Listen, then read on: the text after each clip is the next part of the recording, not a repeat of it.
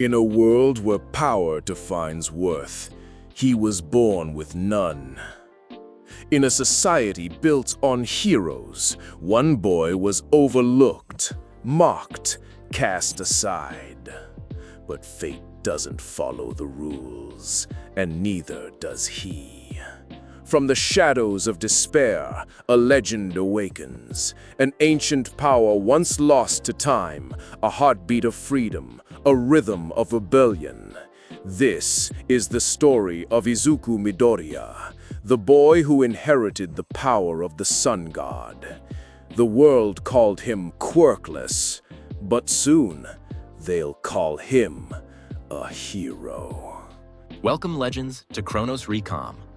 I wrote this story myself, so if you've got an idea for the next part or a brand new what if you want to see, drop it in the comments below. And if you're enjoying the ride, don't forget to like, subscribe, and tap that bell so you never miss an upload.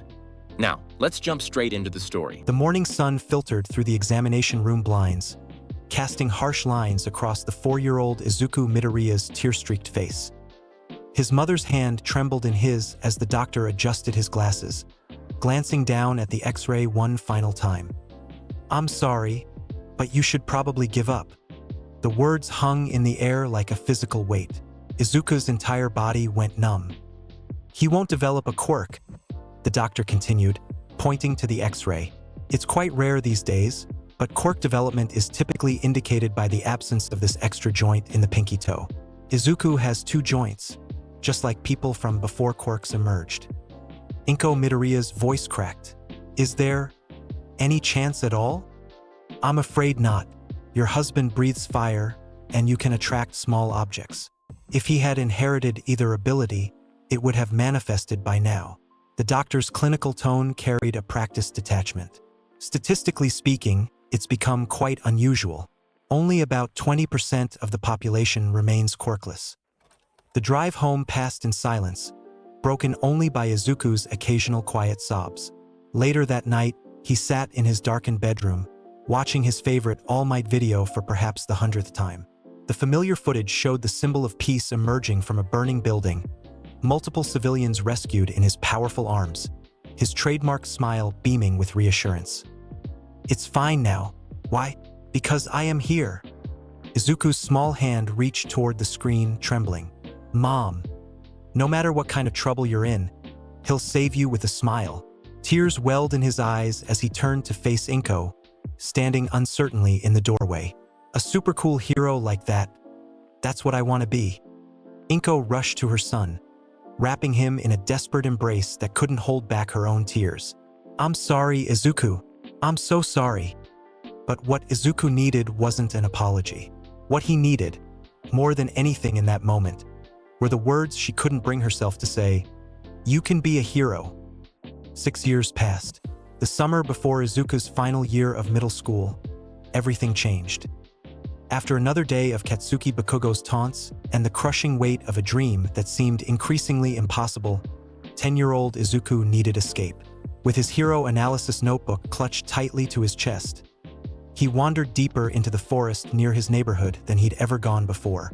Afternoon sunlight filtered through the dense canopy, casting dappled shadows across the forest floor. "Stupid Kakin," Izuku muttered, kicking at a stone. "I can be a hero too." But the words sounded hollow even to his own ears. Without a quirk, what chance did he have? The statistics were brutally clear. Not a single quirkless hero had ever made it into the professional ranks. A strange shimmer in the air caught his attention, like heat rising from pavement on a summer day. Curious, Izuku moved toward it, pushing aside branches and stepping over fallen logs. The shimmer led him deeper into an unfamiliar part of the forest, where the trees grew closer together and the underbrush thickened. "What is that?" he whispered, mesmerized by what appeared to be a distortion in the air itself, barely visible but somehow drawing him forward. The distortion led to the mouth of a small cave, partially hidden by overgrown vegetation. Something inside the cave seemed to pulse with an otherworldly energy. Every instinct told Izuku to turn back, but curiosity pulled him forward. He activated his phone's flashlight and cautiously entered. The cave wasn't deep, perhaps 20 feet at most, but at its heart lay something impossible. A wooden chest, ornately carved with strange symbols, emitting a faint bluish glow. It looked ancient, yet perfectly preserved, as if it had been placed there moments ago. What in the world? Izuku approached cautiously, his flashlight revealing intricate carvings of waves, sea creatures, and what appeared to be sailing ships along the chest's sides. The brass lock had already been broken, hanging loosely from its fixture. With trembling hands, Izuku lifted the heavy lid. Inside, nestled on faded crimson silk, lay two objects. A strange spherical purple fruit covered in swirl patterns, and beside it, a yellowed parchment folded into an envelope. The fruit was unlike anything Izuku had ever seen. Larger than an apple but smaller than a melon, with an odd texture that seemed almost to pulse with life. The swirls covering its surface reminded him of stylized waves or perhaps fingerprints. He carefully lifted the parchment first. The envelope bore a wax seal imprinted with what appeared to be a skull wearing a crown. Breaking the seal, Izuku unfolded the letter and began to read. To whoever finds this treasure. My name is GOLD Roger, known to many as the Pirate King. If you're reading this, you've discovered one of the most powerful treasures of my world. A devil fruit, specifically the GOMU no Mi. I've hidden several of these fruits across the dimensions as our worlds begin to converge. The boundaries between realities grow thin, and I believe heroes will be needed in the coming age. This fruit grants the power of rubber to whoever eats it, making your body capable of stretching beyond normal human limits. Once eaten, you will never be the same. You'll gain great power, but water will become your enemy. Choose wisely. This power comes with a destiny. Only someone with the will to protect others should take this burden and gift. May your dreams stretch as far as your new limbs will reach. GOLD Roger, King of the Pirates. Izuku read the letter 3 times, struggling to make sense of it. Devil fruit? Dimensions? Pirate King? It sounded like something from a fantasy manga, not reality. Yet the fruit sitting before him was undeniably real, and something about the sincerity in the letter's tone struck him as authentic. His stomach growled, reminding him he hadn't eaten since breakfast. The mysterious fruit seemed to call to him, its swirled surface almost hypnotic in the dim light of the cave. This can't be real, Izuku muttered. But if it is, if there was even the slightest chance this could give him power, any power, wasn't it worth the risk? He'd spent his entire life watching others discover their quirks, seeing the joy and possibility bloom on their faces, while he remained static, unchanged, ordinary. Before he could reconsider, Izuku grabbed the fruit and took a large bite. Immediate regret followed. The taste was indescribably awful, like rotten eggs mixed with sour milk and wrapped in moldy leather. He gagged violently, nearly dropping the fruit. That's disgusting, he sputtered, but something compelled him to continue. Each bite was worse than the last, but Izuku forced himself to finish it, driven by a desperate hope that the letter's promises were true. As he swallowed the final piece, a strange sensation washed over him. First warmth, then an intense tingling that spread from his core to his extremities.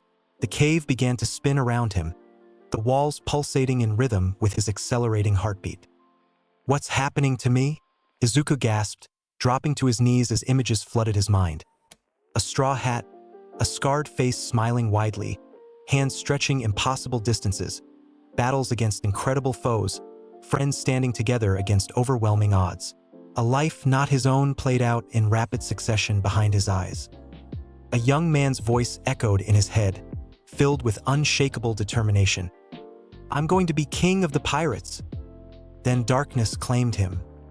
When Izuku regained consciousness, the cave was dark. His phone had died, but somehow he could see perfectly, as if his eyes had adjusted beyond normal human capability. He sat up, feeling strangely light, as if his body had fundamentally changed while he slept. The memories came rushing back, but they weren't just impressions now.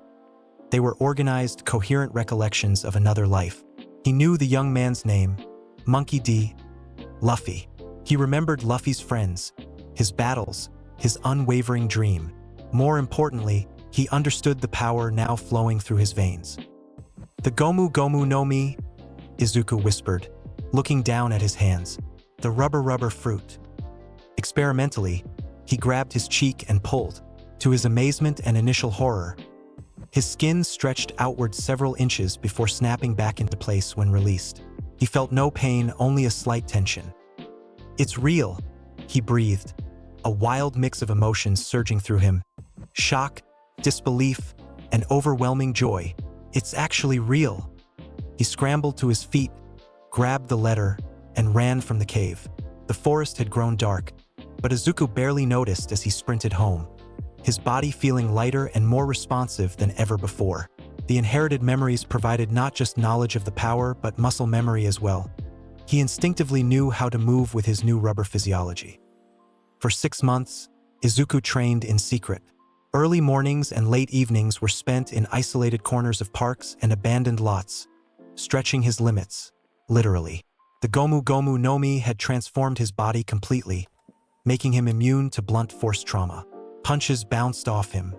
Falls that would break normal bones merely compressed his rubbery form before he bounced back. He practiced Luffy's basic techniques. GOMU no pistol, stretching his arm back and launching a devastating long-distance punch. GOMU no bazooka, extending both arms behind him before bringing them forward with explosive force. GOMU no Gatling, throwing so many punches in rapid succession that it appeared he had multiple arms. More advanced techniques took longer to master. Gear Second, which accelerated his blood flow to enhance speed and strength, left him exhausted after just seconds of use initially. Gear Third, which inflated his bones to gigantic proportions, caused his body to temporarily shrink afterward, an embarrassing side effect he worked desperately to overcome. Throughout it all, Izuku's analytical mind proved advantageous in ways Luffy's had not been. Where the Pirate King had relied on instinct and raw determination, Izuku cataloged each technique, refined its execution, and developed strategies for its optimal application. He filled a new notebook with detailed analyses of his rubber abilities, cataloging strengths, weaknesses, and potential applications. The power changed more than just his body. With each passing day, Izuku felt his confidence growing. The memories of Luffy's unshakable resolve became a part of him, tempering his own tendency toward self-doubt. He stood straighter. He smiled more freely. For the first time in his life, he began to truly believe in himself. When Bakugo shoved him in the hallway at school, expecting the usual cowering response, he was met instead with a steady gaze and a quiet, "That's enough, Kakin." The explosive boy had been so shocked he'd actually stepped back. "What did you say to me, Deku?" "I said that's enough." Izuku hadn't raised his voice or made a threatening move, but something in his demeanor had changed so fundamentally that even Bakugo noticed. "Whatever," Bakugo had finally muttered, stalking away with his cronies. By the time the UA entrance exam approached, Izuku had mastered the basics of his rubber powers. He could stretch his limbs with precision, activate Gear Second for short bursts of enhanced speed and strength, and even use Gear Third for devastating power when necessary. He kept his abilities completely secret, knowing they would be his trump card when it mattered most. The morning of the exam, Izuku stood before the massive gates of UA High School, a dream that had once seemed impossibly distant now within reach. He clenched his fist, feeling the strange elasticity of his rubber body, and smiled. "I'm going to be the #1 hero," he whispered, echoing Luffy's unwavering determination. "Just watch me." The UA entrance hall buzzed with nervous energy as hundreds of hopeful students gathered for the exam orientation. Izuku found a seat, conscious of the curious glances directed his way. He'd grown several inches taller during his months of training, his once scrawny frame now lean and wiry with muscle. Present Mick's boisterous explanation of the practical exam echoed through the auditorium. Different types of villain robots worth varying point values. 10 minutes to destroy as many as possible. Simple enough. As the examinees filed toward their designated test areas, Izuku caught sight of a girl with round rosy cheeks looking intensely nervous. He recognized the feeling all too well, remembering his own anxiety before discovering the devil fruit. "Hey," he said, approaching her with a warm smile. "You're going to do great." She blinked in surprise, then returned his smile gratefully. "Thanks. Good luck to you too." Before he could respond, a tall boy with glasses intervened. "This is no time for idle conversation. Everyone here is trying to concentrate." Izuku met his stern gaze calmly. "Sometimes a friendly word helps more than silence," he replied, then turned back to the girl. "I'm Izuku Midoriya. Maybe we'll both make it in." "Achiko Uraraka," she replied with a small bow. "And I hope so." Minutes later, Izuku stood before the massive fake city that would serve as their testing ground, bouncing lightly on the balls of his feet. Present Mick's voice boomed from a nearby tower. "Right, let's start." While other examinees hesitated in confusion, Izuku was already moving. Luffy's battle instincts had become his own, and they screamed to take initiative. He sprinted forward as Present Mike shouted behind him, "What's wrong? There are no countdowns in real fights. Run, run." The others scrambled to follow, but Izuku had already spotted his first target, a two-pointer robot emerging from between buildings. "GOMU GOMU no." Izuku pulled his arm back, stretching it far behind him as he ran. "Pistol!" His fist rocketed forward, smashing through the robot's metal chassis with enough force to send mechanical parts flying in all directions. The other examinees froze in shock, watching as his arm snapped back to normal length. Did his arm just stretch? What kind of quirk is that? Is he made of rubber? Izuku didn't wait for their reactions. Already, he was tracking multiple targets, his body moving with fluid confidence born from months of intense training. A one-pointer charged from his left. He leapt high, stretching both legs upward before bringing them down with crushing force. "GOMU GOMU no stamp." The robot collapsed into a heap of crushed metal. 3 more approached from different directions, attempting to surround him. Izuku grinned, crouching slightly as he crossed his arms in front of him, then stretched them outward in a wide arc. "GOMU GOMU no whip." The extended sweep of his arms tore through all 3 robots simultaneously. Throughout the testing ground, other examinees stared in disbelief as the green-haired boy tore through robot after robot with impossible, stretching attacks. His limbs elongated and contracted with perfect control, demolishing targets with overwhelming force. "Is that even a quirk?" someone muttered. "I've never seen anything like it." By the 5-minute mark, Izuku had accumulated over 50 villain points, far outpacing everyone else in his testing area. He paused momentarily, surveying the battlefield with a satisfied smile. Other examinees were finding their rhythm now, destroying robots with various impressive quirks, but none matched his efficiency. Suddenly, the ground began to shake. Buildings trembled as something massive approached. The zero-pointer, a behemoth robot that towered over the fake city's skyline. Examinees scattered in panic as it rolled forward, crushing everything in its path. "Run! It's not worth any points." Izuku was about to follow when he heard a cry of pain. Turning, he spotted Uraraka trapped beneath rubble, directly in the zero-pointer's path. Without hesitation, he sprinted toward her. "Hang on," he called, skidding to a stop beside her. "I'll get you out." "My ankle," she winced. "I think it's sprained." The zero-pointer loomed closer, its massive treads crushing concrete just yards away. There was no time to carefully extract her from the debris. Izuku made a split-second decision. "This might seem weird, but trust me," he said, stretching his arms to wrap around her multiple times, cushioning her body completely within his rubbery embrace. He pulled her free just as the zero-pointer's massive fist crashed down toward them. "Hold tight," Izuku shouted, bending his knees deeply. "GOMU GOMU no." He launched upward with explosive force, carrying Uraraka safely in his stretchy grip. "Rocket!" They soared high above the zero-pointer, rising level with its mechanical face. Hovering momentarily at the apex of his jump, Izuku carefully set Uraraka on a nearby rooftop.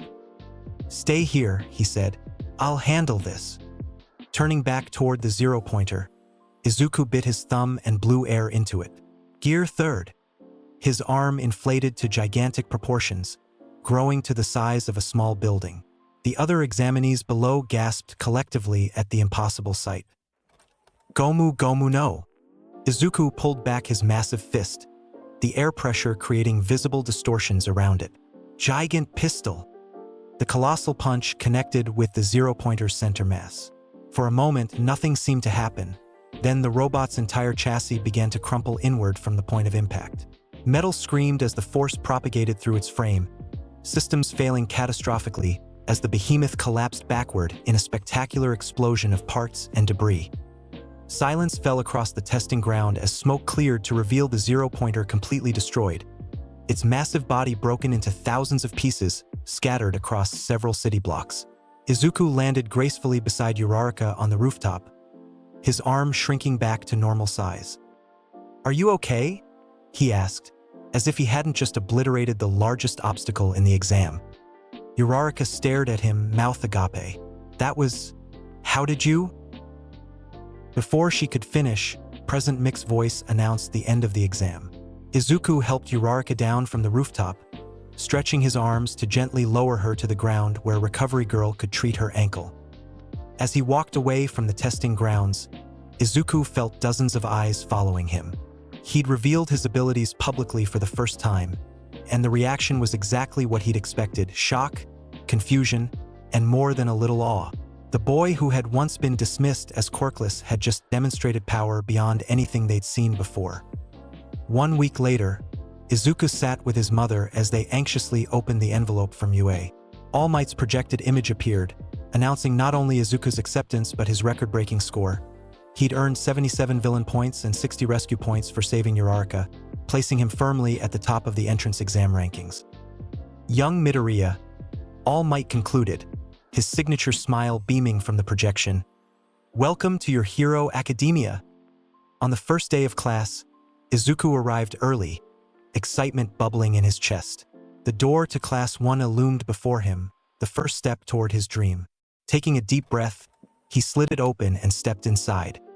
Several students had already arrived, including the stern boy with glasses from the entrance exam. Upon seeing Izuku, he immediately marched over and bowed deeply. "My name is Tenya Ida from Semi-Private Academy. I must apologize for my behavior during the exam. You perceived the true nature of the practical test while I did not. You are the superior student." Izuku blinked in surprise, then laughed. "It's fine. I'm Izuku Midoriya. Nice to officially meet you, Ida." "Deku." Izuku turned to find Bakugo glaring at him from across the room, his expression a mixture of shock and anger. Before either could speak, Uraraka appeared in the doorway. "Midoriya, I'm so glad we're in the same class," she exclaimed, bouncing over to him.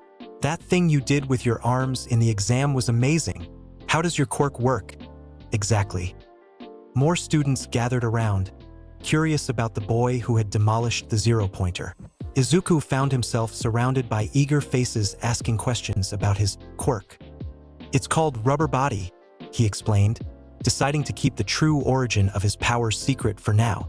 "I can stretch any part of my body and I'm immune to blunt force trauma." "That's so manly," exclaimed a red-haired boy. "I'm Eijiro Kirishima. If you're here to make friends, you should leave." The dry voice came from behind them. The students turned to find a man encased in a yellow sleeping bag lying on the floor. Their homeroom teacher, Shota Aizawa. His first announcement sent a chill through the classroom. A quirk apprehension test that could result in expulsion for the lowest performer. At the training grounds, Aizawa explained they would be performing 8 physical tests to gauge their quirk potential. When he called Bakugo forward to demonstrate the softball throw, the explosive boy launched the ball an impressive 705.2 meters using his quirk. "Now you understand," Aizawa said. "It's about going beyond. Plus ultra." As the tests began, Izuku felt completely confident. His rubber body gave him tremendous advantages in physical activities. For the 50-meter dash, he used a mini GOMU no rocket, launching himself forward to finish in 3.89 seconds. In the grip strength test, he wrapped his fingers around the device multiple times, scoring near the top. For the standing long jump, he stretched his legs back before releasing them for explosive forward momentum, easily clearing the sandbox. The repeated sidesteps were slightly more challenging, but his natural elasticity allowed quick changes in direction. When his turn for the softball throw came, Izuku decided to make a statement. "Gear third," he murmured, biting his thumb and blowing air into his arm. The limb expanded dramatically, causing gasps from his classmates. "Gomu Gomu no." He wound up the gigantic arm. "Gigant pistol." The ball rocketed from his massive hand, disappearing into the distance. When the device in Aizawa's hand finally displayed the result, 1,242.3 meters, the class erupted in exclamations. "Over a kilometer! What kind of quirk is that? Did his arm just grow?" Aizawa studied Izuku with narrowed eyes. "Midoriya, your quirk doesn't respond to my erasure. Explain." Izuku hesitated. "It's permanently altered my body's physical composition. There's nothing to erase." The teacher's eyes narrowed further, but he nodded slightly. "Interesting." Bakugo, watching from the sidelines, seethed with rage and confusion. The quirkless Deku he'd known his entire life was now demonstrating power that surpassed his own. When the final results were displayed, showing Izuku in first place and Bakugo in third, something inside him snapped. "Deku!" he roared, launching himself forward with explosions propelling his hands. "You've been hiding your quirk all these years?" Izuku didn't flinch as Bakugo approached. With casual ease, he caught the explosive punch aimed at his face. The impact stretched his cheek slightly before bouncing off harmlessly. "It's not what you think, Kaken," he said calmly. "I'll explain everything later." Before Bakugo could respond, Aizawa's capture weapon wrapped around him, restraining his movements. "That's enough," the teacher said coldly. "Save it for authorized combat training." That evening, as students filed out of the school grounds, Bakugo cornered Izuku in an empty hallway. "Talk," he demanded. "Now." Izuku sighed. "I was quirkless, Kaken. The doctor was right. But last year, something happened." He explained about finding the fruit, omitting the dimensional aspects and Luffy's memories. "It transformed my body completely. I'm made of rubber now." Bakugo stared at him, disbelief giving way to bitter acceptance. "So you got lucky, found some magic fruit and suddenly you're special." His hands crackled with small explosions. "Don't think this changes anything, Deku. I'm still going to be number one." As Bakugo stormed away, Izuku realized their relationship had fundamentally changed. For the first time, Bakugo saw him not as a stepping stone, but as an obstacle, perhaps even a rival. The next day brought battle training with All Might himself, resplendent in his Silver Age costume. When the number one hero announced they would be forming teams for indoor battle scenarios, excitement rippled through the class. For this exercise, All Might explained, "You'll be divided into hero and villain teams. The scenario, villains have hidden a nuclear weapon in their hideout. The heroes must either capture the villains or secure the weapon. The villains win by either protecting the weapon until time runs out or capturing the heroes." Teams were decided by lottery. Izuku found himself paired with Uraraka as heroes, facing Bakugo and Ida's villain team. The matchup couldn't have been more perfect, or more challenging. Bakugo's burning desire to prove himself against Izuku would make him a dangerous opponent. As they waited outside the building for the exercise to begin, Uraraka turned to Izuku. "Do you have a plan?" Izuku nodded, his analytical mind already mapping possibilities. "Bakugo will come for me immediately. He won't be able to help himself. That gives you a chance to find the weapon while I keep him busy." He sketched a rough floor plan. "Check the upper floors first. Ida will have positioned the weapon strategically." "Got it," Uraraka responded with determination. "But will you be okay against Bakugo? His explosions seem really powerful." Izuku smiled confidently. "Explosions can't hurt rubber." When All Might signaled the start, they entered cautiously. As predicted, they barely made it to the second floor when Bakugo ambushed them, launching himself around a corner with an explosion propelling him forward. "Deku!" he roared, right arm cocked back for his opening move. "Go!" Izuku shouted to Uraraka, who nodded and ran while he faced Bakugo. The explosive boy unleashed his right hook, his favorite opener since childhood. Instead of dodging, Izuku simply took the hit directly to his face. Bakugo's expression turned from rage to shock as his fist sank into Izuku's rubbery cheek, stretching it backward before snapping back with no damage. Like I said, Izuku grinned. Explosions can't hurt rubber. He countered with a Gomu Gomu no pistol, stretching his arm back before launching it forward with tremendous speed. Bakugo barely managed to dodge, the punch cratering the wall behind him. Your explosions generate light, heat, and concussive force, Izuku explained, circling his opponent. The concussive force is useless against me. The heat isn't concentrated enough to be effective. Only the light might temporarily blind me, but that's a minor inconvenience. Shut up, Bakugo roared, unleashing a barrage of explosions. Each blast washed over Izuku harmlessly, the shock waves absorbed by his elastic body. Stop analyzing me. Izuku stretched both arms behind him. Gomu Gomu no bazooka. His hands shot forward with devastating force, catching Bakugo in the midsection and sending him flying down the hallway. Through his earpiece, Izuku heard Uraraka. Found them. 4th floor, center room. Keep out of sight, he replied.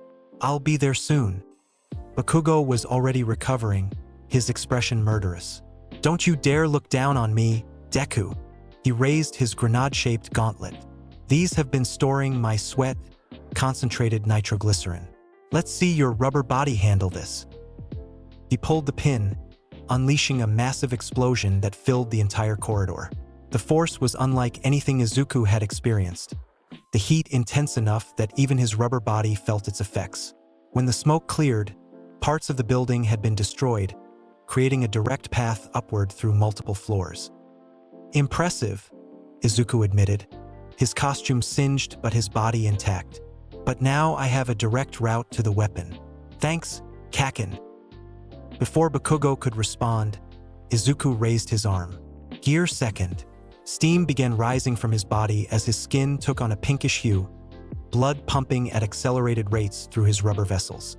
With blinding speed, he vanished from Bakugo's sight, the explosive boy barely registering movement before Izuku was already 2 floors up, racing through the hole created by the explosion. What the hell? Bakugo shouted, using his explosions to propel himself in pursuit, but Izuku was moving at speeds he couldn't match. Izuku reached the 4th floor in seconds, spotting Ida guarding the weapon with Uraraka hidden behind a pillar nearby. With gear second active, he appeared beside Uraraka in an instant. Ready? He whispered. She nodded, determined. Gomu Gomu no. Izuku stretched both arms back, then shot them forward to grab Ida's shoulders. Rocket! He launched himself feet first toward Ida, who braced for impact, but at the last moment, Izuku redirected his trajectory upward, sailing over Ida's head. While the engine quirk student was momentarily confused, Uraraka used her zero gravity to launch herself toward the weapon from the opposite direction. Ida spun, caught between 2 threats. A pincer attack. Bakugo burst into the room behind them, but it was too late.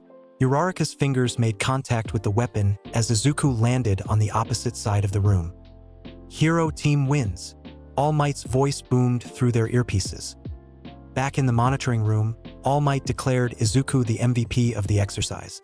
Young Midoriya demonstrated excellent strategic thinking, utilized his quirk effectively, and coordinated perfectly with his partner. As the class discussed the battle, Izuku noticed All Might studying him with unusual intensity. After class, the symbol of peace asked him to stay behind. Young Midoriya, All Might began, reverting to his true emaciated form once they were alone. Your quirk, it's unlike anything I've encountered before. Izuku hesitated, then decided to trust the hero who had inspired him his entire life. He explained everything, the cave, the fruit, the letter, even the memories of Luffy that had come with his powers. All Might listened in stunned silence. When Izuku finished, the hero sat heavily in a nearby chair. Dimensional rifts. I suspected something unusual when my quirk, One for All, sensed no resonance with your abilities. It explains why Aizawa's erasure had no effect. One for All? Izuku asked, confused. All Might nodded slowly. My quirk, it's different from most. It can be passed from one person to another, growing stronger with each transfer. He looked at Izuku thoughtfully. I had been searching for a successor, someone worthy to inherit my power. I believe I would have chosen you had you remained quirkless. The revelation stunned Izuku. You would have given me your quirk? Yes, All Might replied. But it seems fate had different plans for you. This devil fruit has given you power perhaps equal to what one for all might have provided, though of a completely different nature. He stood, placing a hand on Izuku's shoulder. I believe you were destined for greatness either way, young Midoriya. Use this power well. Become the hero you've always dreamed of being.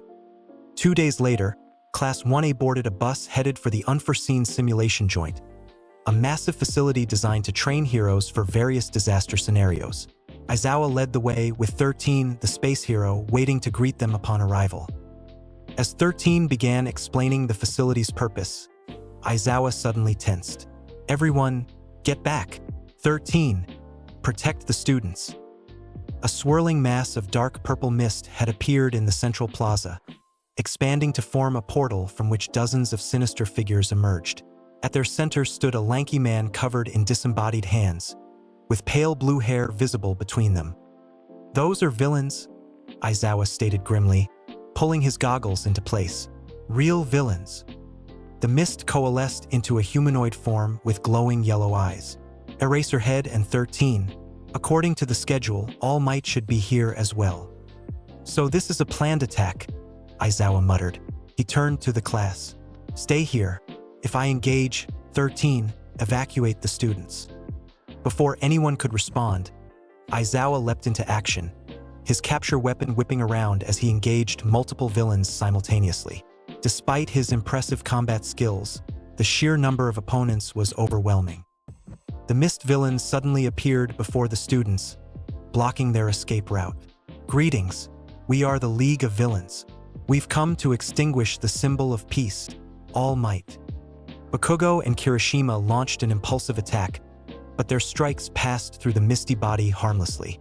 In retaliation, the villain expanded his mist to engulf the students.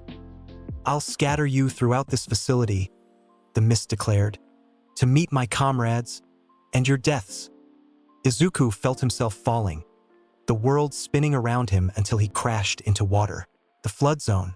Swimming to the surface, he realized Azuitsuyu and Minoru Mineta had been transported with him.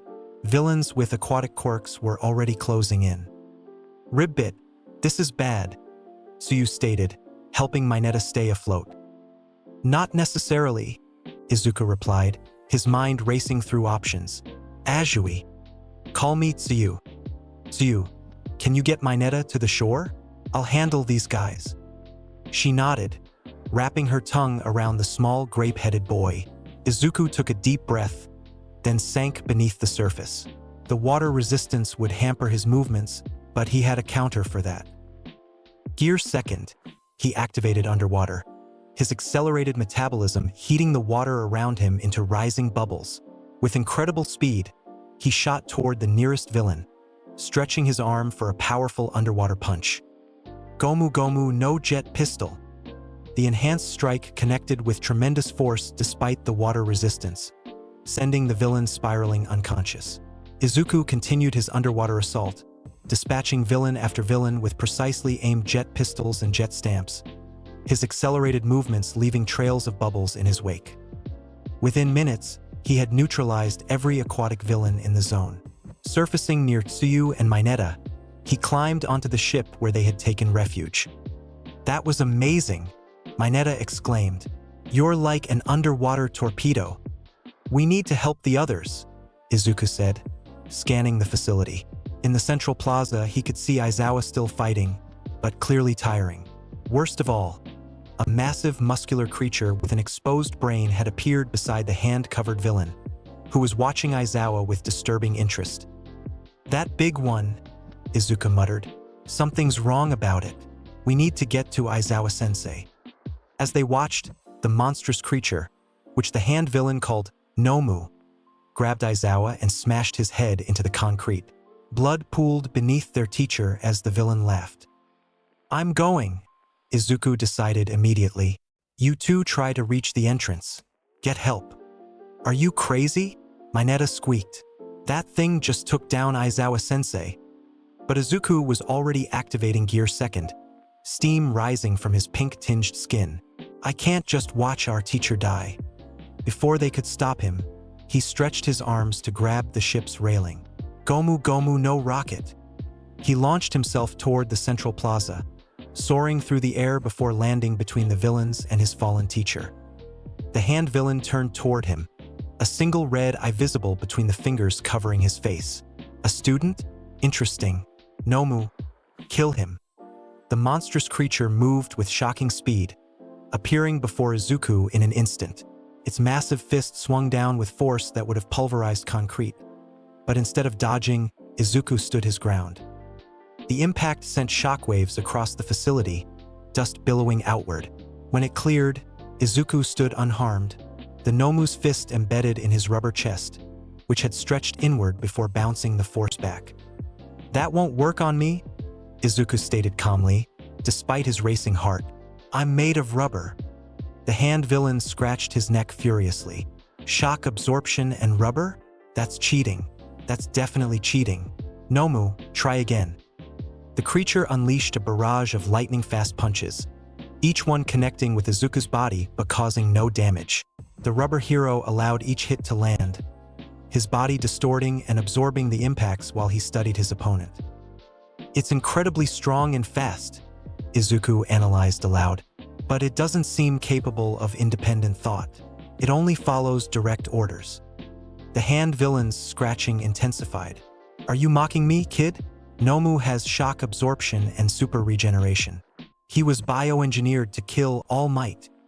Shock absorption has its limits, Izuku replied, stretching both arms far behind him. Gomu Gomu no. The Nomu braced for impact, its muscles tensing. Bazooka! Izuku's palms slammed into the creature's chest with devastating force, sending it skidding backwards several yards. For the first time, the Nomu showed signs of pain, a guttural noise emerging from its beaked mouth. No way, the hand villain muttered. That actually hurt him? Izuku didn't wait for recovery. Leaping into the air, he stretched one leg high above him. Gomu Gomu no Ono. His foot crashed down on the Nomu's head, driving it face first into the concrete. The creature rose again, seemingly undamaged despite the powerful attacks. Its regeneration was working as the villain had claimed. Izuku knew he needed something stronger. Gear Third, he declared, biting his thumb and blowing air into it. His arm expanded dramatically, growing to massive proportions. The hand villain stepped back in shock. What kind of quirk is that? Gomu Gomu no. Izuku wound up his gigantic fist, the air pressure creating visible distortions. Gigant pistol. The colossal punch connected with the Nomu's entire body. The impact so powerful it created a shockwave that cracked the ground beneath them. The creature was launched backward, crashing through the wall of the facility and disappearing into the forest beyond. The hand villain stared in disbelief. That's impossible. Nomu was designed to fight All Might. How could some kid? Before he could finish, the entrance doors burst open. Have no fear, a familiar voice boomed. For I am here. All Might stood silhouetted in the doorway, but his signature smile was nowhere to be seen. His expression was one of pure rage as he surveyed the scene. Students scattered, Aizawa broken and bleeding, Izuku standing protectively over his fallen teacher with a still enlarged arm. In an instant, All Might was beside Izuku. Young Midoriya, you've done well. I'll handle the rest. The hand villain scratched his neck frantically. No, no, no. Where's Nomu? Kurogiri, where is he? The mist villain expanded nervously. Young man with the rubber quirk. He sent Nomu flying outside the facility. All Might's eyes widened slightly as he glanced at Izuku, who was allowing his arm to shrink back to normal size. You defeated their weapon? Not defeated, Izuku clarified. Just relocated. It has regeneration abilities. It'll be back. As if summoned by his words, the Nomu burst through the wall, its body fully healed despite the massive damage it had sustained. It charged directly for All Might, who met its attack head-on. The clash of titans sent shockwaves throughout the facility. Young Midoriya, All Might called between blows. "Get Aizawa to safety. I'll handle this." Izuku nodded, carefully lifting his unconscious teacher. As he retreated, he watched All Might unleash his full power against the Nomu, matching its strength and speed with his own. The battle was incredible, two unstoppable forces colliding with earth-shattering impact. Finally, with a devastating series of punches that went beyond plus ultra, All Might sent the Nomu flying into the stratosphere. The hand villain, seeing his weapon defeated, attempted to attack All Might directly, only to be intercepted by arriving pro-heroes led by Principal Nizu. With the villains in retreat and medical help arriving for the injured, Izuku found himself standing beside All Might, who had reverted to his weakened form away from prying eyes. "That was reckless, young Midoriya," the hero scolded gently, "but also incredibly brave. You saved Aizawa's life." Izuku nodded solemnly. "I couldn't just watch. That's not what a hero does." All Might smiled weakly. "Indeed, you're already showing the true spirit of heroism." He coughed, blood speckling his lips. "But next time, leave the villains to the pros, yes?" Despite the reprimand, Izuku could see the pride in All Might's eyes. The symbol of peace was acknowledging him not as a student, but as a fellow hero. For Izuku, whose dream had once seemed impossible, it was validation beyond words. 2 weeks after the USJ incident, UA announced the upcoming sports festival. Despite the villain attack, the school was determined to showcase its students' abilities to the watching world. For the Hero Corps students, it represented a vital opportunity to catch the attention of pro-heroes for future internships. "This is our chance to show what we're made of," Kirishima declared during lunch.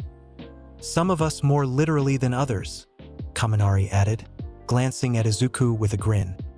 Since the USJ attack, Izuku's reputation had grown considerably. Word had spread of how he'd stood against the Nomu, buying crucial time for All Might's arrival. Many classmates now looked to him with a mixture of respect and curiosity. On the day of the sports festival, the stadium was packed with spectators, civilians, pro-heroes, and industry scouts all eager to see UA's promising new students. Class 1A entered to thunderous applause, with many eyes fixed on Izuku, whose rubber abilities had become something of a legend after the USJ incident. Midnight, serving as referee, announced the first event, an obstacle race around the stadium. As soon as the signal sounded, Izuku launched into action. The first obstacle, a bottleneck at the exit tunnel, was easily overcome with a GOMU no rocket that sent him soaring above the crowd. The second obstacle, a field of giant robots like those from the entrance exam, presented little challenge. While other students fought or maneuvered around them, Izuku simply stretched his arms to grab a distant robot's head, yanking himself forward. "Gomu no rocket," he called, launching himself from robot to robot in a series of elastic jumps that carried him swiftly across the battlefield. Behind him, Todoroki was creating an ice path, while Bakugo used explosions to propel himself forward, but neither could match Izuku's speed and efficiency. The third obstacle, a tightrope canyon crossing, was practically designed for his abilities. Stretching his arms to distant pillars, Izuku swung across the entire canyon in seconds, landing far ahead of his competitors. The final obstacle, a minefield, required more caution. Izuku stretched his legs to take enormous strides, carefully placing each foot between mines. He was maintaining his lead when he heard explosions behind him. Bakugo and Todoroki were closing in, using their quirks to navigate the minefield more quickly than expected. As they drew alongside him, Izuku made a split-second decision. Stretching his arms back, he grabbed 2 mines from the ground behind him. "Sorry about this," he called, before slamming the mines directly in their path. The resulting explosion threw all 3 forward, but Izuku used the momentum to his advantage. Stretching his arms ahead, he grabbed the entrance to the stadium and yanked himself forward with tremendous speed. GOMU no rocket. He shot past his competitors and through the stadium entrance, crossing the finish line several seconds before Todoroki and Bakugo, who tied for second place. "And the winner is Izuku Midoriya from Class 1A. Present mixed voice boomed throughout the stadium as the crowd erupted in cheers. The second event was a cavalry battle, with point values assigned based on placement in the obstacle race. As first place, Izuku wore the 10 million point headband, making him everyone's primary target. "Team up with me," he immediately approached Uraraka, who nodded enthusiastically. "Of course, but we'll need 2 more." "I'd like to join," came a soft voice. Izuku turned to find a pink-cheeked girl with long black hair tied in a ponytail. "Momo Yaoyorozu, your rubber abilities would complement my creation Quirk well." Their 4th member came in the form of Tokoyami, whose dark shadow offered excellent defensive capabilities. With their team assembled, Izuku outlined his strategy. "I'll be the rider," he explained. "Uraraka will use her zero gravity to make us all lighter. Yaoyorozu can create shields and weapons as needed. Tokoyami's dark shadow will handle defense and quick attacks." When the cavalry battle began, every other team immediately converged on them, just as expected. "Hold tight," Izuku called to his team. "Gomu Gomu no." He stretched his arms far behind him, then brought them forward in a sweeping motion. "Bazooka!" The powerful air pressure created by his attack pushed multiple approaching teams backward, giving them breathing room. Throughout the 15-minute battle, they employed this defensive strategy, with Izuku using his rubber abilities to repel attackers while his teammates maintained formation. Bakugo's team made several aggressive attempts to capture their headband, but each time, Izuku stretched his neck or torso to impossible lengths, keeping the prize just out of reach. Todoroki's team proved more challenging, his ice creating barriers that limited their movement, while Ida's engines provided sudden bursts of speed. In the final seconds, Todoroki managed to freeze their feet to the ground while Ida activated a special move he called Recipro Burst, giving his team incredible velocity. As they closed in, Tokoyami's dark shadow was pushed back by Todoroki's light-generating teammate, leaving them vulnerable. "Now," Todoroki declared, reaching for the headband. But Izuku had one last trick. Gear second. Steam rose from his body as he accelerated his blood flow. With enhanced reflexes, he stretched his neck backward just as Todoroki's fingers brushed the headband, then snapped it forward again once the danger passed. The buzzer sounded, marking the end of the cavalry battle. Izuku's team stood victorious, still in possession of the 10 million points, advancing all 4 members to the final tournament. The one-on-one tournament matches were drawn randomly. Izuku's first opponent would be Hitoshi Shinso from General Studies, a student with an unknown quirk who had somehow advanced despite his non-hero core status. Before the match, as Izuku made his way through the preparation area, a tired-looking purple-haired student approached him.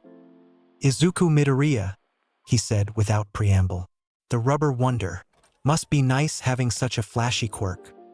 Izuku remembered All Might's warning, "Be careful of unknown opponents." "Everyone's quirk has value," he replied cautiously. "It's how you use it that matters." Shinso's eyes narrowed. "That's easy for you to say with powers like yours. Tell me, do you think someone from General Studies could ever transfer to the hero course?" Remembering Ojiro's strange withdrawal and warning not to respond to Shinso's provocations, Izuku simply nodded politely and continued walking. Shinso watched him go with a calculating expression. When their match began, Shinso immediately tried to provoke him. "Is it true you were quirkless until recently? That's the rumor going around. Must have been pathetic, watching everyone else develop powers while you remained ordinary." Izuku remained silent, focusing on his opponent's positioning. Shinso's quirk clearly required verbal response to activate, a brainwashing ability, perhaps. Whatever it was, Izuku wouldn't give him the opportunity. "Nothing to say?" Shinso taunted. "Fine, let's see how your rubber body handles this." He charged forward suddenly, attempting a direct physical confrontation. It was exactly what Izuku had hoped for. As Shinso approached, Izuku stretched his arm slightly. "Gomu Gomu no pistol." The punch connected with Shinso's midsection, controlled enough to avoid serious injury, but strong enough to send him tumbling backward to the edge of the ring. Before he could recover, Izuku was upon him again, using his stretched arms to pin Shinso's limbs. "You can't brainwash me if I don't respond," Izuku said quietly, "and you can't overpower me physically." With gentle but firm pressure, he pushed Shinso out of bounds. Shinso is out of bounds, Midnight announced. Midoriya advances to the second round. In the tournament's second round, Izuku faced Mina Ashido, whose acid quirk presented an interesting challenge. Unlike blunt force attacks, acid could potentially damage his rubber body. "Let's have a good match, Midoriya," Mina called cheerfully as they took their positions. When the match began, she immediately squirted acid at his feet, creating a slippery surface that limited his traction. Izuku jumped upward, stretching his arm to grab the edge of the stadium for leverage. "Smart strategy," he called appreciatively, swinging above her. "But I don't need the ground to move." Swinging like a pendulum, he released his grip and launched himself toward her. Mina attempted to dodge, spraying acid in his trajectory, but Izuku twisted his rubber body in midair, contorting impossibly to avoid the corrosive liquid. "Gomu Gomu no stamp." His foot stretched forward, connecting with Mina's shoulder and sending her skidding backward. She recovered quickly, creating acid barriers between them, but Izuku had already analyzed her limitations. "Your acid has a range limit," he observed, stretching his arm far behind him. "My attacks don't." "Gomu Gomu no pistol." The extended punch shot over her acid pools, connecting before she could react. The controlled force was enough to send her out of bounds, securing Izuku's advancement to the semifinals. His semifinal opponent was Shoto Todoroki, perhaps the most formidable competitor in the tournament. The son of Endeavor, the number 2 hero, possessed incredible power over both ice and fire, though he had thus far refused to use his left side. As they faced each other in the arena, Izuku sensed something troubled within his opponent. Todoroki's eyes held a coldness that went beyond mere competitive spirit. "Midoriya," Todoroki stated as the match began, "I will defeat you without using my left side." Immediately, a massive wave of ice erupted from the ground, rushing toward Izuku with frightening speed. Rather than dodging, Izuku activated Gear Second, his accelerated metabolism melting the ice around him as he charged forward. "Gomu Gomu no jet pistol." The enhanced punch shattered Todoroki's ice barrier, forcing him to create another defensive wall. Throughout the arena, temperatures plummeted as Todoroki unleashed increasingly powerful ice attacks, each one countered by Izuku's heated rubber attacks. "You're limiting yourself," Izuku called between exchanges. "Why won't you use your full power?" "My fire is my father's," Todoroki replied coldly, sending another ice wave forward. "I rejected it long ago." As the battle continued, Izuku began to understand.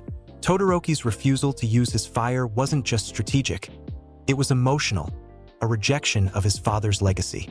But such self-limitation went against everything Izuku believed about heroism. "Your power is yours," Izuku shouted, stretching both arms behind him. "Not your father's." "Gomu Gomu no bazooka." The powerful strike connected with Todoroki's ice shield, shattering it completely and sending him sliding backward. Frost covered Todoroki's right side, the overuse of his ice powers beginning to take its toll. "A hero who doesn't use their full potential," Izuku continued. "How can they save everyone who needs saving?" Something in Todoroki's eyes shifted. As Izuku charged forward for another attack, flames suddenly erupted from Todoroki's left side, melting the ice and enveloping the arena in steam. "You would go this far," Todoroki murmured, "for a stranger's sake?" The temperature in the stadium swung wildly as Todoroki finally unleashed his full power. Right side freezing, left side burning. The resulting clash of elements created a swirling vortex of steam and ice crystals around them. Izuku smiled through the steam. "Now we can have a real match." Gear Third. Izuku bit his thumb, inflating his arm to gigantic proportions. The crowd gasped at the impossible sight of his limb growing to the size of a small car.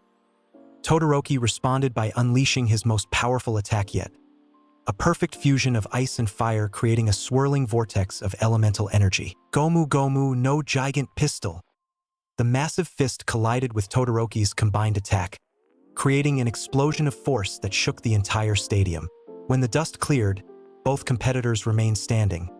Izuku with his arm returned to normal size, Todoroki with his dual elements still flickering around him. For a moment, they stared at each other, mutual respect evident in their eyes.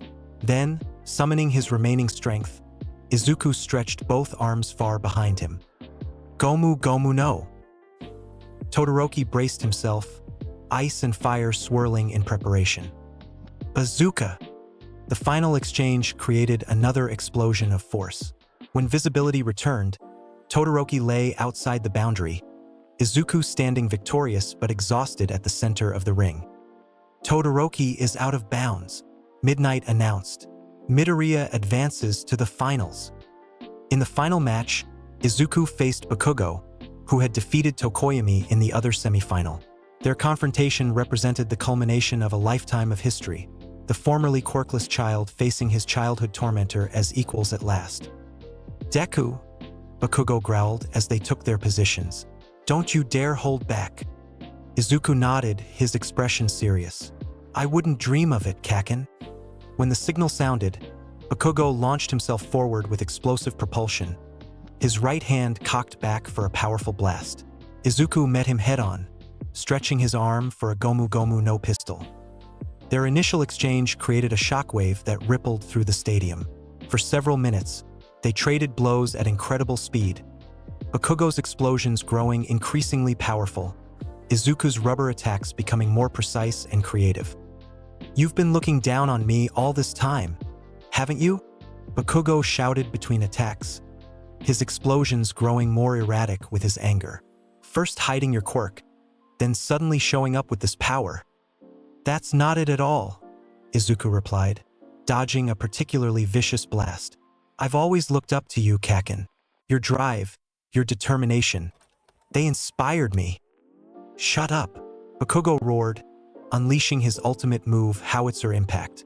The concentrated explosive force tore across the arena, creating a devastating blast that momentarily blinded the audience. As the smoke cleared, Izuku stood unharmed, his rubber body having absorbed the concussive force. Steam began rising from his skin as he activated Gear Second. "I won't hold back either," he declared. "This is everything I have." What followed was a display of combat prowess that left the audience speechless. Izuku moved with blinding speed, his stretched limbs attacking from impossible angles, while Bakugo responded with increasingly desperate explosions. The arena became a battlefield of rubber and fire, neither competitor willing to yield. In the final exchange, Bakugo prepared another howitzer impact while Izuku bit his thumb, activating Gear Third. His gigantic fist collided with Bakugo's explosion, creating a cataclysmic release of energy that forced even the pro heroes in the audience to shield their eyes. When visibility returned, Bakugo lay unconscious at the edge of the ring, his body finally having reached its limit. Izuku stood at the center, arm returned to normal size, breathing heavily but still standing. "Bakugo is unable to continue," Midnight announced. "The winner of the UA Sports Festival first-year tournament is Izuku Midoriya." As the crowd erupted in cheers, Izuku looked down at his hands. The formerly quirkless boy had just won UA's most prestigious competition. His journey from powerless dreamer to potential hero had reached a significant milestone, but he knew it was only the beginning. Following the sports festival, UA students received internship offers from pro heroes. Izuku, as the tournament winner, had his choice of hundreds of agencies. After careful consideration, he selected Gran Torino, All Might's former teacher, who had specifically requested him. "Your rubber abilities remind me of another quirk I once encountered," the elderly hero explained on Izuku's first day. "Something about dimensional rifts and energy transfer. I want to see what you're capable of." Gran Torino's training was intense. Despite his advanced age and diminutive stature, the former pro moved with incredible speed and precision, pushing Izuku to develop greater control over his rubber powers. "You rely too heavily on power," Gran Torino observed after their third sparring session. "Your gears give you strength and speed, but they drain your stamina. Focus on efficiency, making each movement count." Under the veteran hero's guidance, Izuku refined his techniques, learning to maximize his rubber properties with minimal energy expenditure. By the end of the first week, he could maintain Gear Second for longer periods without exhaustion, and had minimized the shrinking side effect of Gear 3rd. On his 4th day of internship, disaster struck in Hosu City. The hero killer Stain, who had been targeting pro-heroes across Japan, claimed another victim. News reports showed the city in chaos, with mysterious creatures, similar to the Nomu from USJ, attacking multiple districts simultaneously. "You're not ready for this?" Gran Torino warned as he prepared to respond to the emergency. "Stay here." But when the elderly hero departed, Izuku received a location ping from Tenya Ida's phone. His classmate was in Hosu, likely pursuing personal revenge against the hero killer for attacking his brother Ingenium. Without hesitation, Izuku headed for the train station. Upon arriving in Hosu, he followed Ida's signal to a narrow alleyway. The scene that greeted him was nightmarish. Ida lay paralyzed on the ground, his armor damaged and a wound in his shoulder bleeding profusely. Standing over him was a gaunt figure with a tattered scarf and multiple blades, the hero killer himself. Another hero, Native, was also immobilized against a wall. "Ida!" Izuku shouted, drawing Stain's attention. The hero killer turned, his long tongue licking his blade contemplatively. "Another child playing hero? This doesn't concern you, boy. Leave now and I'll spare you." "I can't do that," Izuku replied, activating Gear 2nd. Steam rose from his body as his skin took on a pinkish hue. "Heroes don't turn their backs on people who need help." Stain's eyes narrowed with interest. "Oh, you actually sound like a true hero. Let's test your conviction." The villain moved with incredible speed, his blade slashing toward Izuku's face. Rather than dodging, Izuku allowed the blade to connect, watching with satisfaction as it simply stretched his rubber cheek without cutting. "What?" Stain hissed, jumping back. "What kind of quirk is that?" "I'm made of rubber," Izuku explained, his stretched face snapping back to normal. "Blades can't cut me unless they're imbued with special energy, which yours aren't." For the first time, the hero killer looked genuinely unsettled. His entire fighting style relied on drawing blood to activate his paralyzing quirk, a strategy rendered useless against Izuku's rubber body. "Interesting," Stain murmured, drawing a second blade. "But even rubber can be pierced with enough force." He lunged forward with both weapons, aiming for vital points. Izuku moved with enhanced speed, dodging the more powerful thrusts while allowing glancing blows to harmlessly stretch his rubber skin.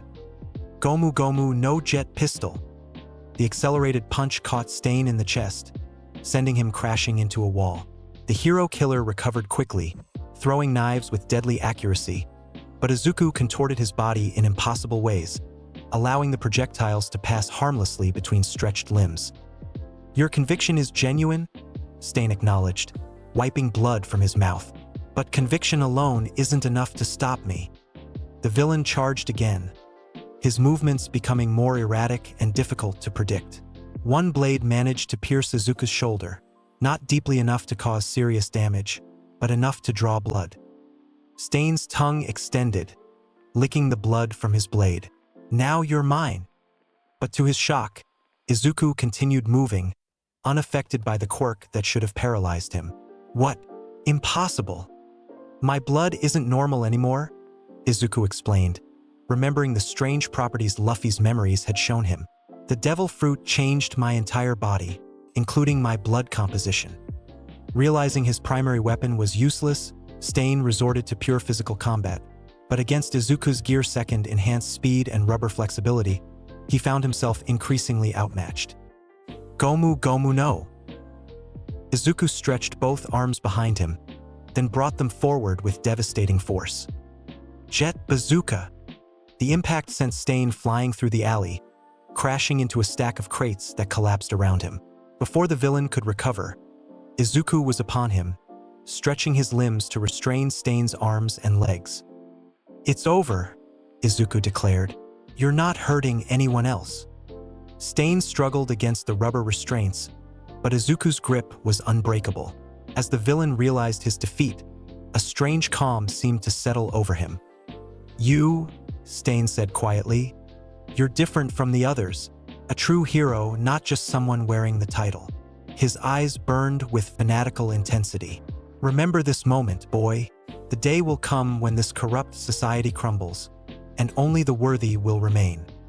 Moments later, pro-heroes arrived, securing the hero killer while medical assistance was provided to Ida and Native. Despite technically breaking the law by using his quirk without authorization, Izuku received only a private reprimand, the public narrative crediting the established pros with Stain's capture. Later that night, in the hospital where Ida was recovering, Izuku sat beside his friend's bed. "I was so focused on revenge," Ida confessed, his voice thick with emotion. "I forgot what it truly means to be a hero. You saved me, Midoriya, not just from Stain, but from myself." Izuku placed a hand on Ida's shoulder. "That's what friends do. We keep each other on the right path." "How did you defeat him so easily?" Ida asked. "His speed was incredible." Izuku smiled slightly. "Rubber is a natural counter to his fighting style.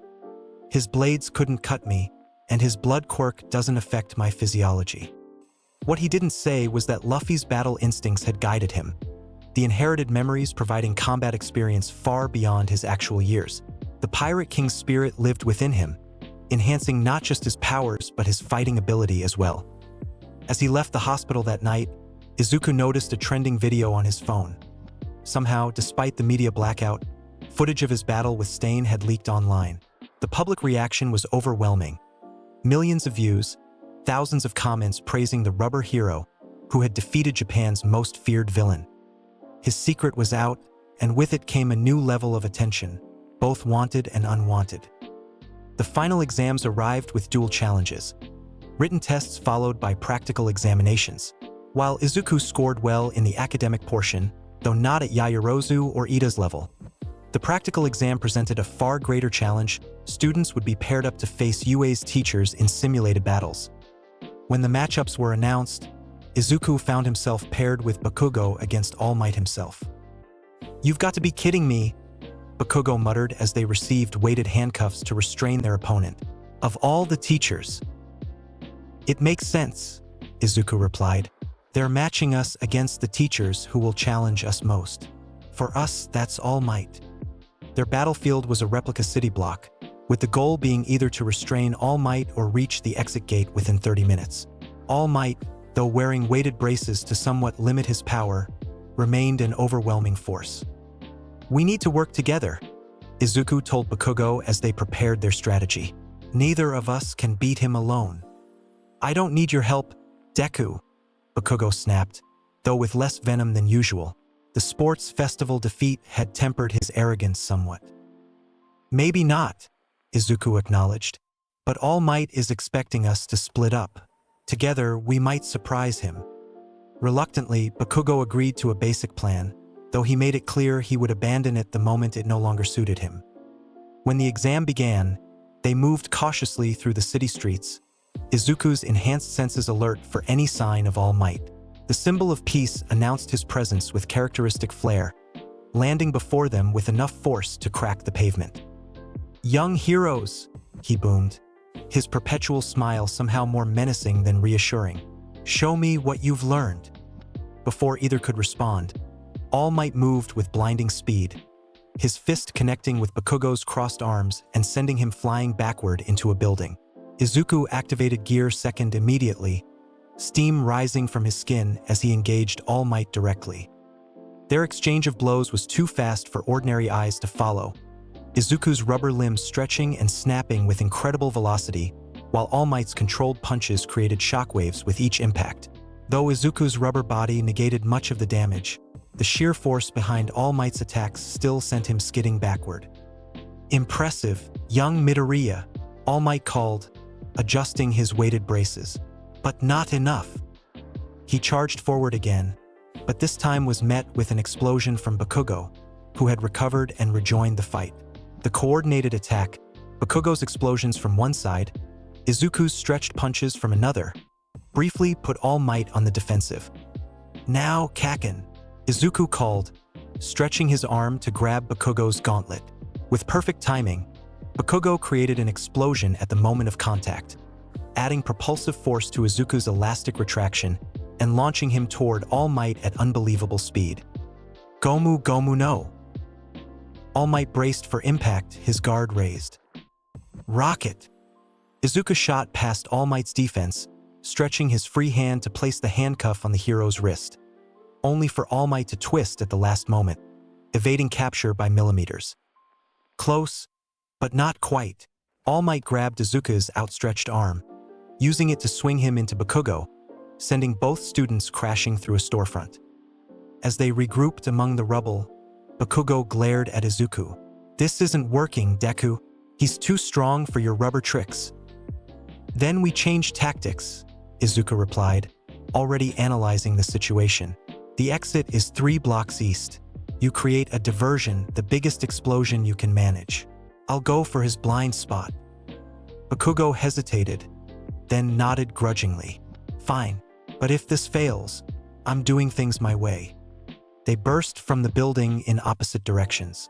Bakugo immediately unleashed his howitzer impact, creating a massive explosion that temporarily blinded All Might. In that crucial moment, Izuku activated Gear 3rd, inflating his arm to gigantic proportions. "Gomu Gomu no Gigant Pistol." The massive fist connected with All Might's solar plexus, not with enough force to cause serious injury, but sufficient to send him flying backward through several buildings. The moment of opportunity created, Izuku grabbed Bakugo with his other arm. "Let's go, now!" Stretching his normal-sized arm to grab a distant water tower, Izuku launched them both toward the exit gate, Bakugo cursing but not resisting. They were halfway there when All Might recovered, appearing before them with terrifying speed. Detroit Smash! The air pressure from All Might's punch sent them both tumbling backward. Bakugo recovered first, his explosions propelling him directly at All Might with reckless abandon. "Die!" he roared, unleashing blast after blast against the symbol of peace. All Might weathered the assault, grabbing Bakugo by the arm and slamming him into the ground with enough force to create a small crater. Before he could follow up, Izuku intervened with a Gomu Gomu no stamp that forced All Might to release Bakugo. "Go for the exit," Izuku called to Bakugo. "I'll hold him off." "Don't order me around," Bakugo snapped, but he began moving toward the gate nonetheless, recognizing the tactical sense in Izuku's plan. Izuku faced All Might directly, every muscle in his rubber body tensed for combat. "I won't let you pass," he declared, echoing words from Luffy's memories.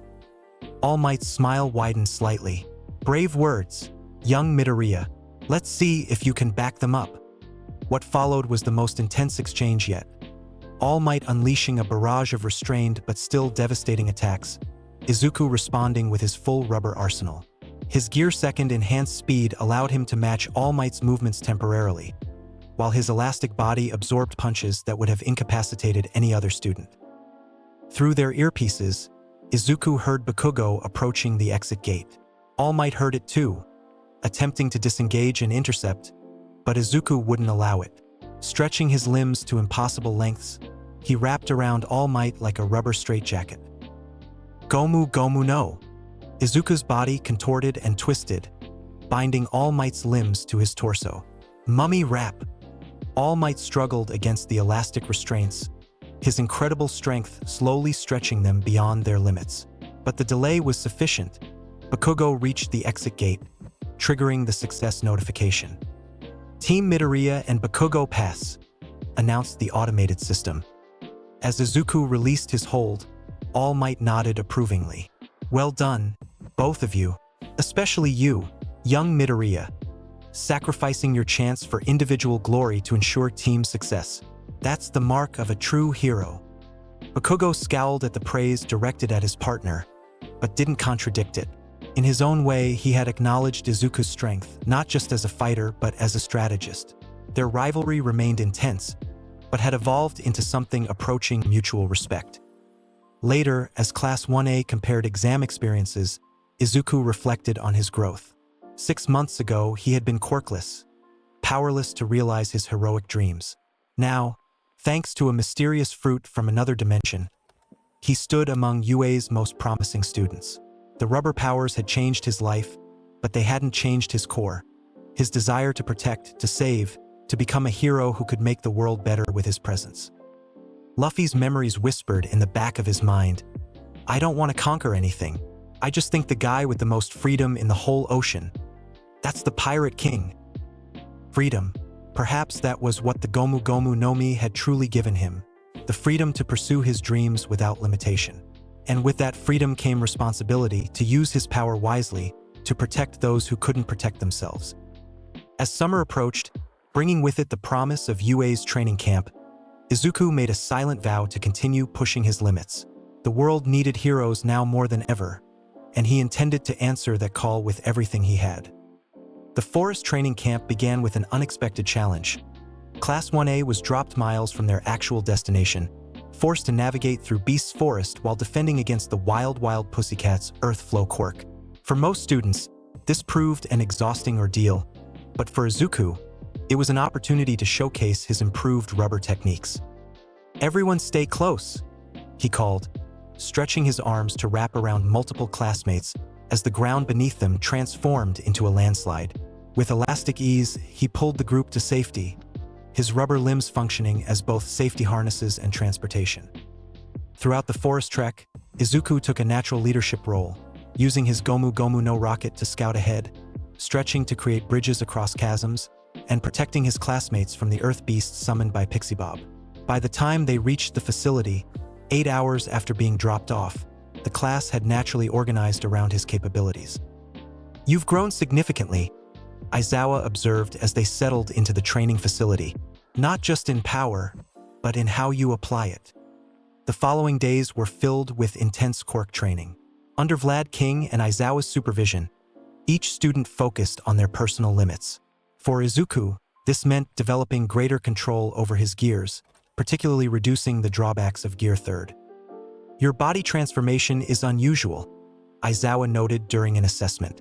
"Most emitter or transformation quirks have clear activation patterns, but yours seems to permanently alter your physical composition." Izuku nodded, having prepared for this line of questioning. "My quirk manifested late and differently. Instead of gradual development, it was more like a sudden mutation." Aizawa seemed skeptical but didn't press further. "Whatever its origin, focus on efficiency. You waste energy with exaggerated movements. Streamline your techniques." Taking this advice to heart, Izuku worked to refine his rubber applications. By channeling Gear 2nd to specific body parts rather than his entire system, he reduced the stamina drain while maintaining enhanced speed and power where needed. For Gear 3rd, he practiced controlled inflation, minimizing the post-usage shrinkage that had once been so debilitating. On the third evening, after a particularly grueling training session, the students were tasked with preparing curry for dinner. Amid the chaotic cooking efforts, Izuku noticed Kota, the pussycat's young ward, slipping away from the facility. Concerned, he followed at a distance, tracking the boy to a small cave overlooking the training grounds. Kota sat alone at the edge, legs dangling over the precipice, his expression distant and troubled. "Mind if I join you?" Izuku asked, approaching carefully. Kota scowled. "Go away. I don't want to talk to any of you hero wannabes." Rather than leaving, Izuku sat beside him, respecting the boy's space but offering silent companionship. After several minutes of tense silence, he spoke again. "I heard about your parents, the water hose heroes. They were brave." "They were stupid," Kota snapped. "Died for nothing, showing off their dumb quirks."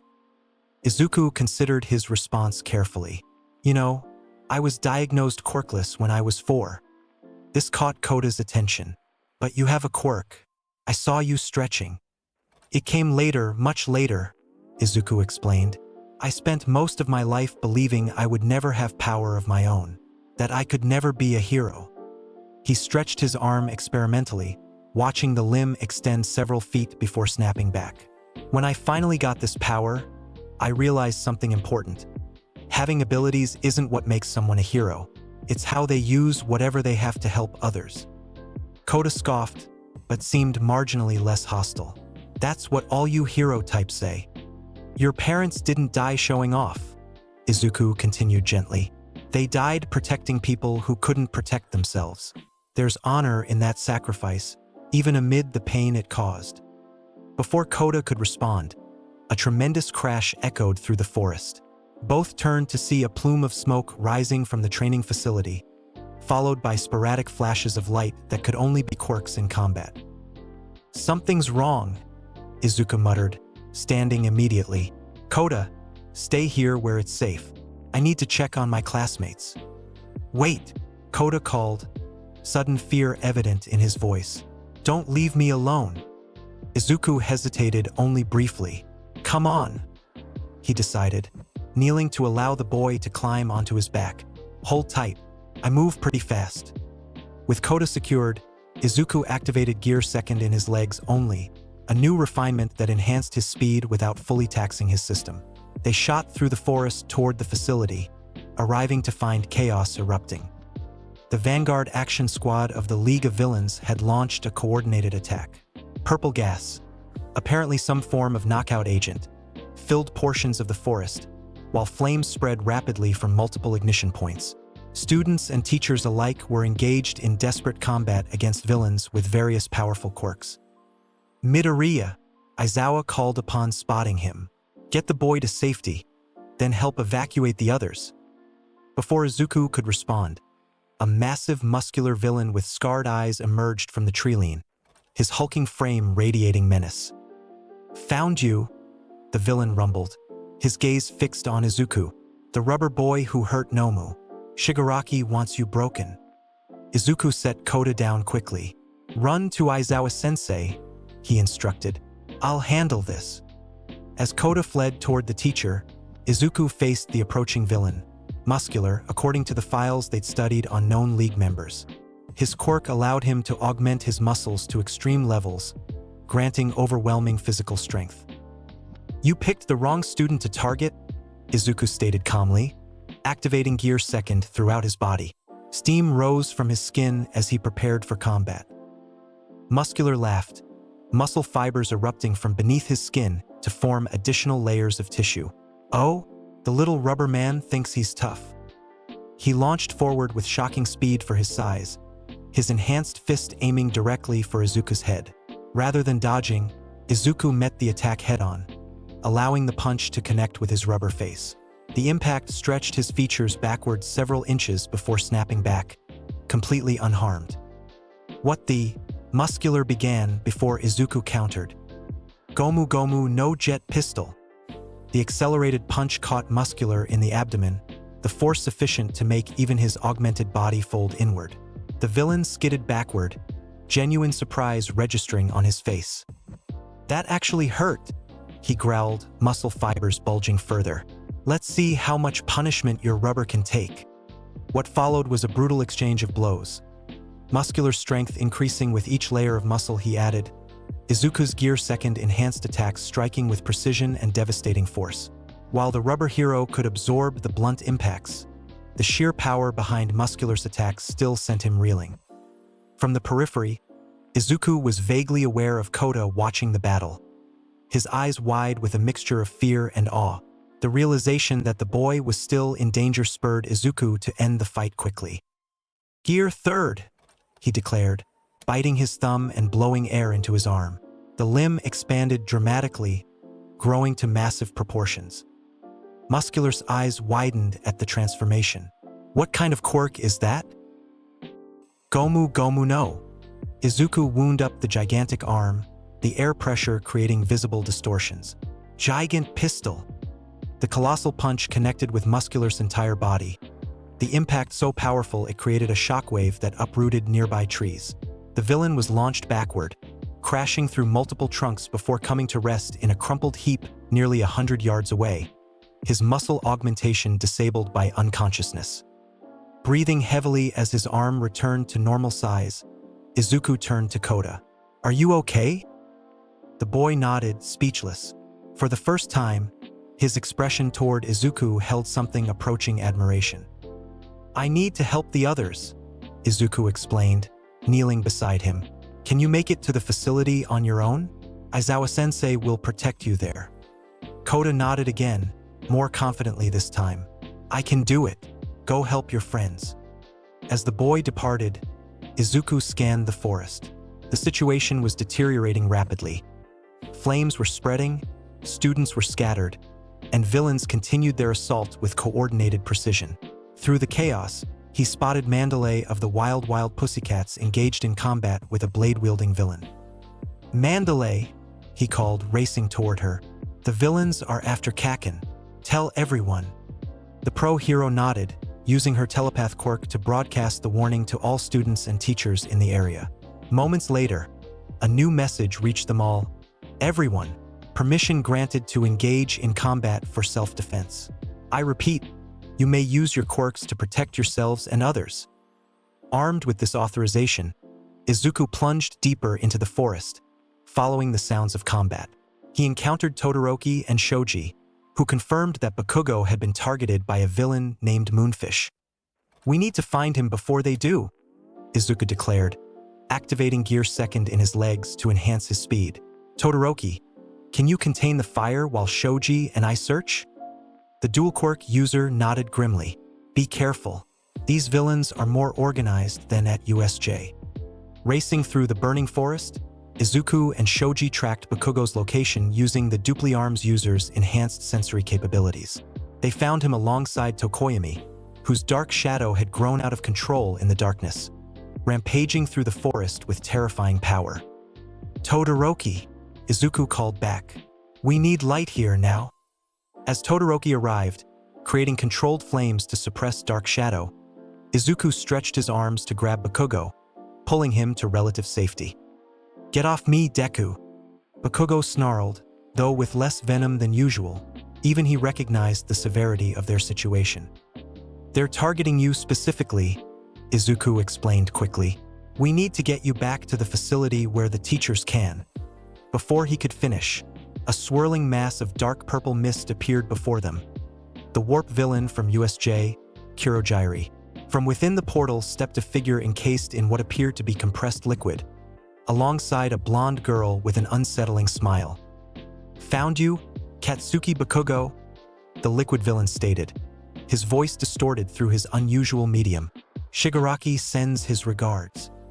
Izuku moved instinctively, placing himself between Bakugo and the villains. "You'll have to go through me first." "Gladly," the girl giggled, producing a knife from her uniform. "I've heard about you, rubber boy. I wonder if you bleed like the others." Before either side could attack, a tremendous crash announced the arrival of All Might, his imposing figure landing between the students and villains with enough force to create a small crater. "I think not, villains," the symbol of peace declared, his signature smile nowhere to be seen, replaced by an expression of cold fury. "You will not harm my students." The liquid villain hesitated visibly. "This wasn't part of the plan. Toga, we retreat." "Ah, but I wanted to play with the stretchy one." The girl, apparently Toga, pouted, before reluctantly stepping back into Kurogiri's portal. "This isn't over," the liquid villain stated as the mist enveloped him. "Shigaraki has plans for all of you, especially the explosive one." As the villains disappeared, All Might turned to the students. "Are you injured?" "We're fine," Izuku assured him.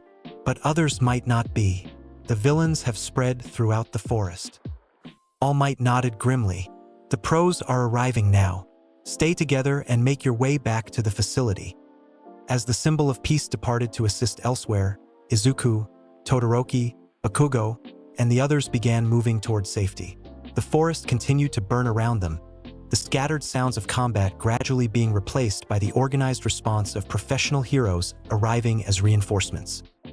"Why me?" Bakugo muttered as they walked. "What do these villains want with me?" "Your power is impressive," Todoroki suggested. "Perhaps they see potential. Or they're trying to sow chaos by targeting UA's students," Izuku added, his analytical mind working through possibilities. "Either way, we need to stay vigilant." As they approached the facility, a final obstacle appeared. Mr. Compress, a villain with the ability to transform people and objects into small marbles. Before anyone could react, he had already compressed Bakugo and Tokoyami into spheres, capturing them with theatrical flourish. "The main objectives secured," he announced with a bow, "though I would have preferred to add the rubber boy to my collection as well." "Give them back," Izuku roared, activating Gear Second and launching himself at the villain. Mr. Compress dodged with surprising agility, his movements fluid and practiced. My, such aggression, but I'm afraid I must be going. My colleagues are waiting.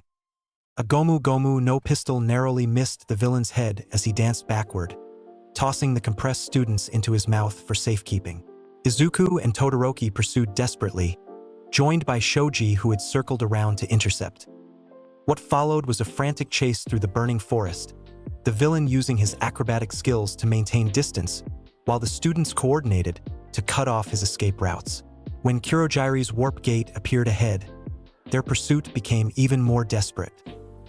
He's going to escape, Todoroki called, sending a massive ice wall forward to block the path.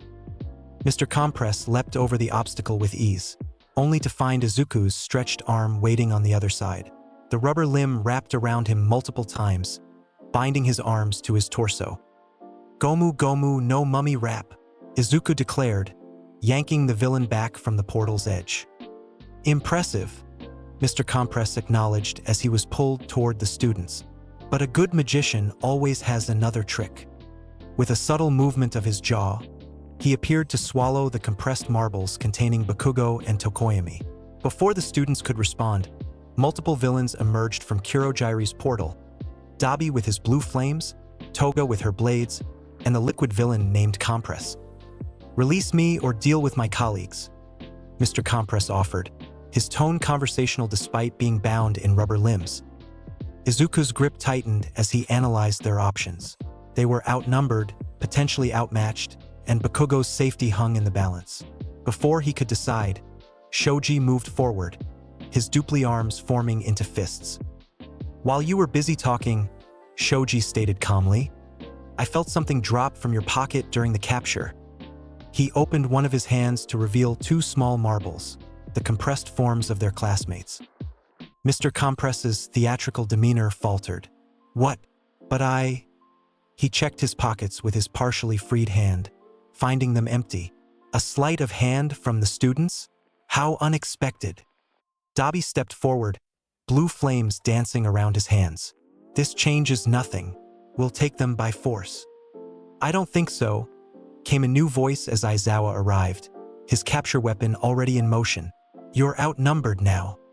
Additional pro-heroes appeared at the forest's edge, Present Mike, Midnight, and several others responding to the emergency. Seeing their advantage disappear, the villains retreated into Kurogiri's portal, with Dabi firing a massive blue flame to cover their escape. "This isn't over," he called as the mist enveloped them. "Tell All Might that the League of Villains is just getting started." As the portal closed, Izuku released Mr. Compress, who disappeared with his colleagues. Shoji quickly handed the compressed marbles to Aizawa, who activated Compress's quirk to restore Bakugo and Tokoyami to their normal forms. "What happened?" Bakugo demanded, disoriented from the compression. "Did those bastards—" "You're safe," Izuku assured him. "We stopped them from taking you." The explosive boy scowled, but nodded curtly, the closest thing to gratitude he was likely to express. As they were escorted back to the facility, the full extent of the attack became clear. While there had been no student fatalities, many were injured, some seriously. Ragdoll of the Wild Pussycats was missing, presumably captured by the villains. The training camp had been completely compromised. In the aftermath, as emergency medical teams treated the wounded, Izuku found himself sitting beside Kota, who had remained safely hidden throughout the later stages of the attack. "You really are a hero?" the boy said quietly, staring at his hands. "Like my parents were." Izuku smiled gently. "I'm still learning. But yes, I want to be the kind of hero who protects everyone, just like they did." "I think," Kota hesitated, then continued with newfound determination, "I think maybe heroes aren't so bad after all." It was a small victory amid the larger defeat of the night, a single step toward healing the boy's wounded heart. For Izuku, it represented everything he had been fighting for. Not just to defeat villains, but to inspire hope in those who had lost it. As dawn broke over the devastated training facility, Izuku gazed at the horizon. The League of Villains had grown bolder, more organized. Their attack on the training camp demonstrated planning and purpose beyond simple destruction. Something larger was brewing, a confrontation that would test not just his rubber abilities, but his very concept of heroism. "We'll be ready," he murmured, clenching his fist. "Whatever comes next." The days following the training camp attack were tense and uncertain. Though the villains had failed to capture Bakugo, the assault itself represented a significant escalation in the League's activities. Public confidence in hero society wavered as news outlets questioned how children could be targeted so brazenly. Class 1A gathered at the hospital where their injured classmates were recovering. Midoriya, though largely unharmed thanks to his rubber body, felt a weight of responsibility. His power had allowed him to protect some of his friends, but not all of them. "Deku," Uraraka called as he approached the hospital entrance. "Have you heard from All Might?" Izuku shook his head. "Not since last night. The teachers are in emergency meetings with the police." Inside, they found most of their classmates already assembled. Kirishima approached immediately, his expression unusually serious.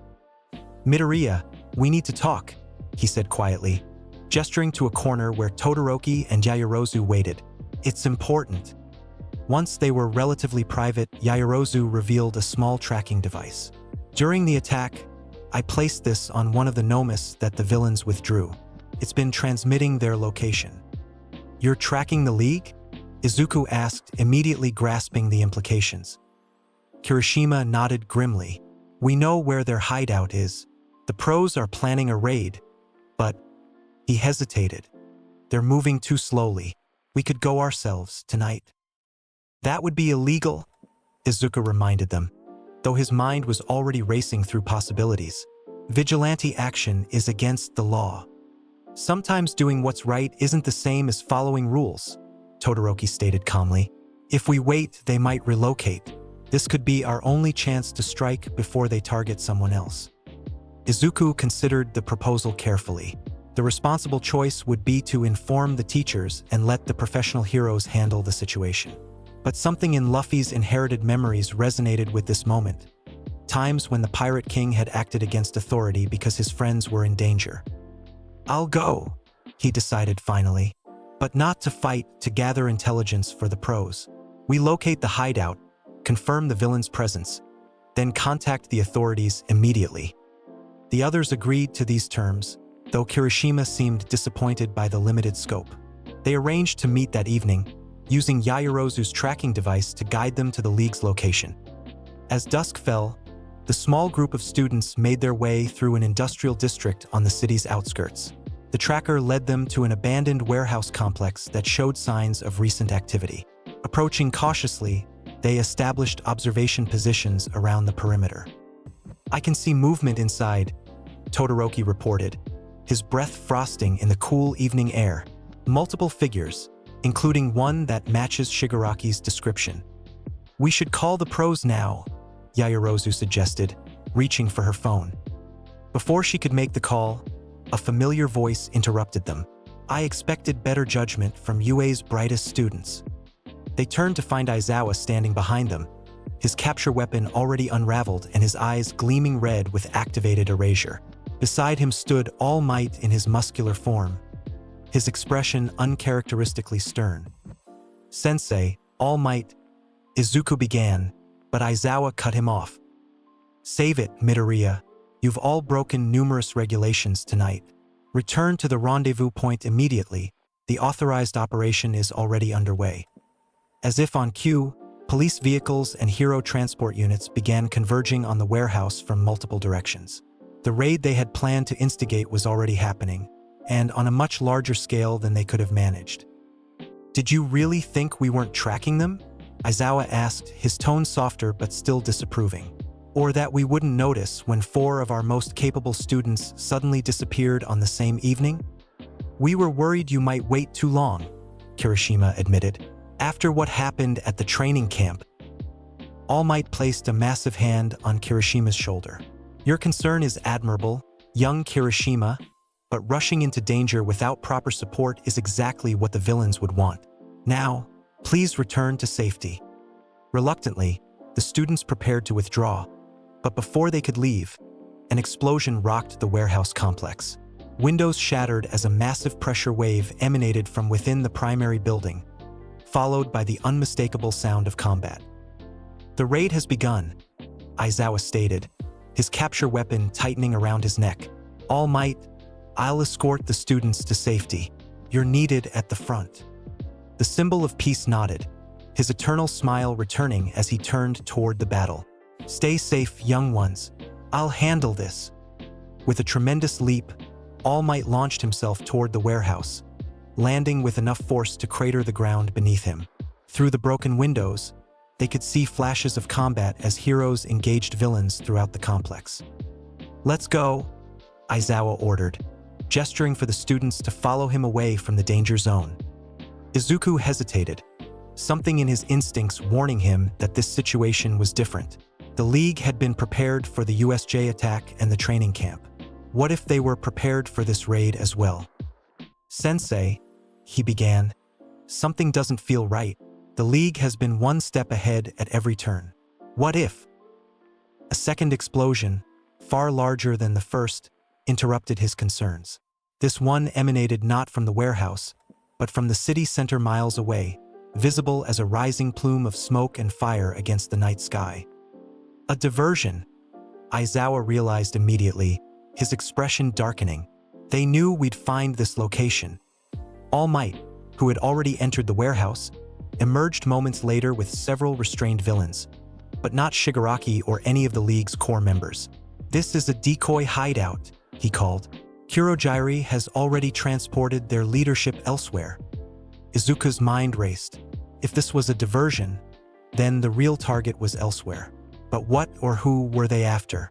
The answer struck him with chilling clarity. "All Might," he called. "The explosion downtown. It's a hospital district, isn't it?" The symbol of peace's expression confirmed his fears before words could.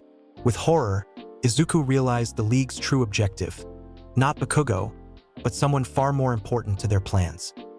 "They're after All for One," he stated, remembering the villain All Might had described during their private conversations.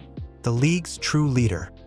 All Might's eyes widened slightly, surprised by Izuku's knowledge but recognizing its accuracy. "Yes, the prison where he was being held is in that district. If they've freed him..." He didn't need to finish the thought. All for One, the Quirk-stealing villain who had given All Might his devastating injury years ago, represented a threat beyond any they had faced thus far. If the League had orchestrated his release, the consequences would be catastrophic. "I need to go," All Might declared, preparing to launch himself toward the distant explosion. "Wait," Izuku called. "Let me come with you. My rubber body is immune to most physical attacks. I can help." "Absolutely not." All Might's voice carried uncharacteristic force.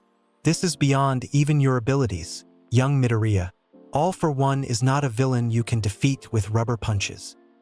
With those parting words, All Might leapt toward the city center, his powerful form quickly disappearing into the distance. Aizawa immediately activated his communicator, coordinating with other heroes as the situation evolved. "All of you, return to UA immediately," he ordered the students. "This is not a suggestion, it's a direct command. The school is the safest place for you now." Todoroki, Yaoyorozu, and Kirishima nodded reluctantly, recognizing the gravity of the situation. But Izuku remained rooted in place, Luffy's memories stirring within him. Memories of standing against overwhelming odds when friends were in danger.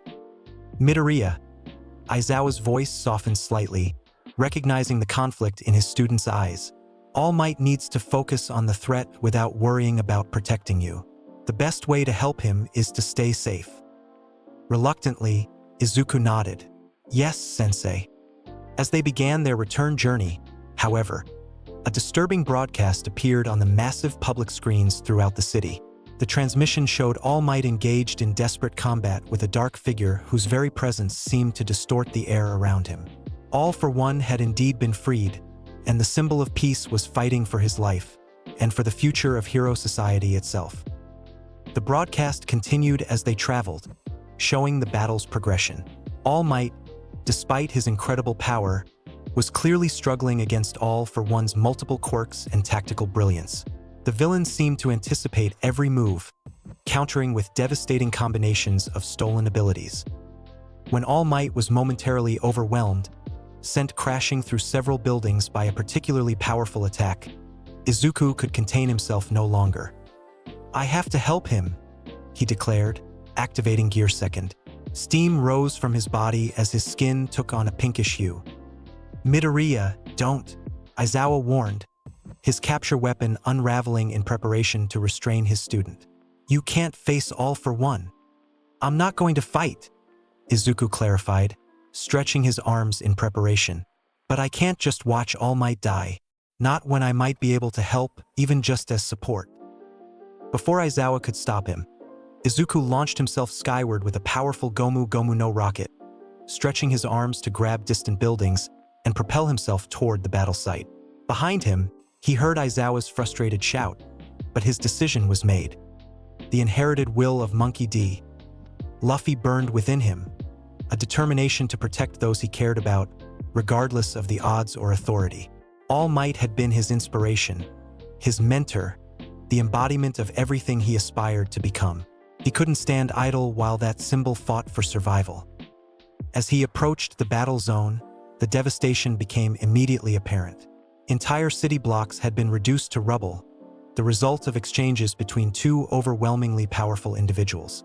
In the center of the destruction, All Might stood bloodied but unbowed, facing the dark figure of All for One.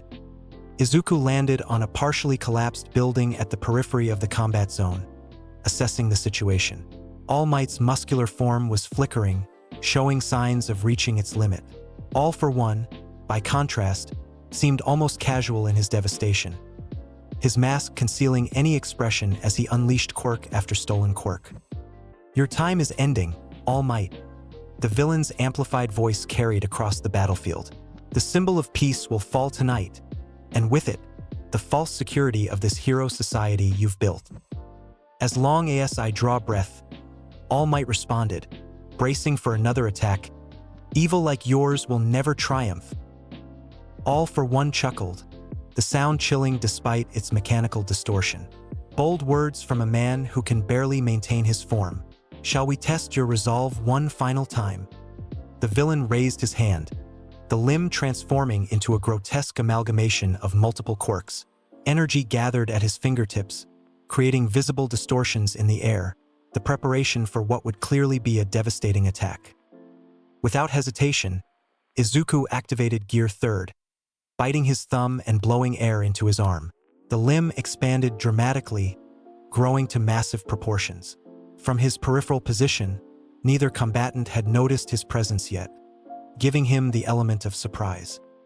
Gomu no," he whispered, winding up the gigantic fist. "Gigant pistol." The colossal punch connected with All for One side just as he was about to unleash his attack on All Might. The impact, coming from an unexpected direction, sent the villain crashing through several already damaged buildings.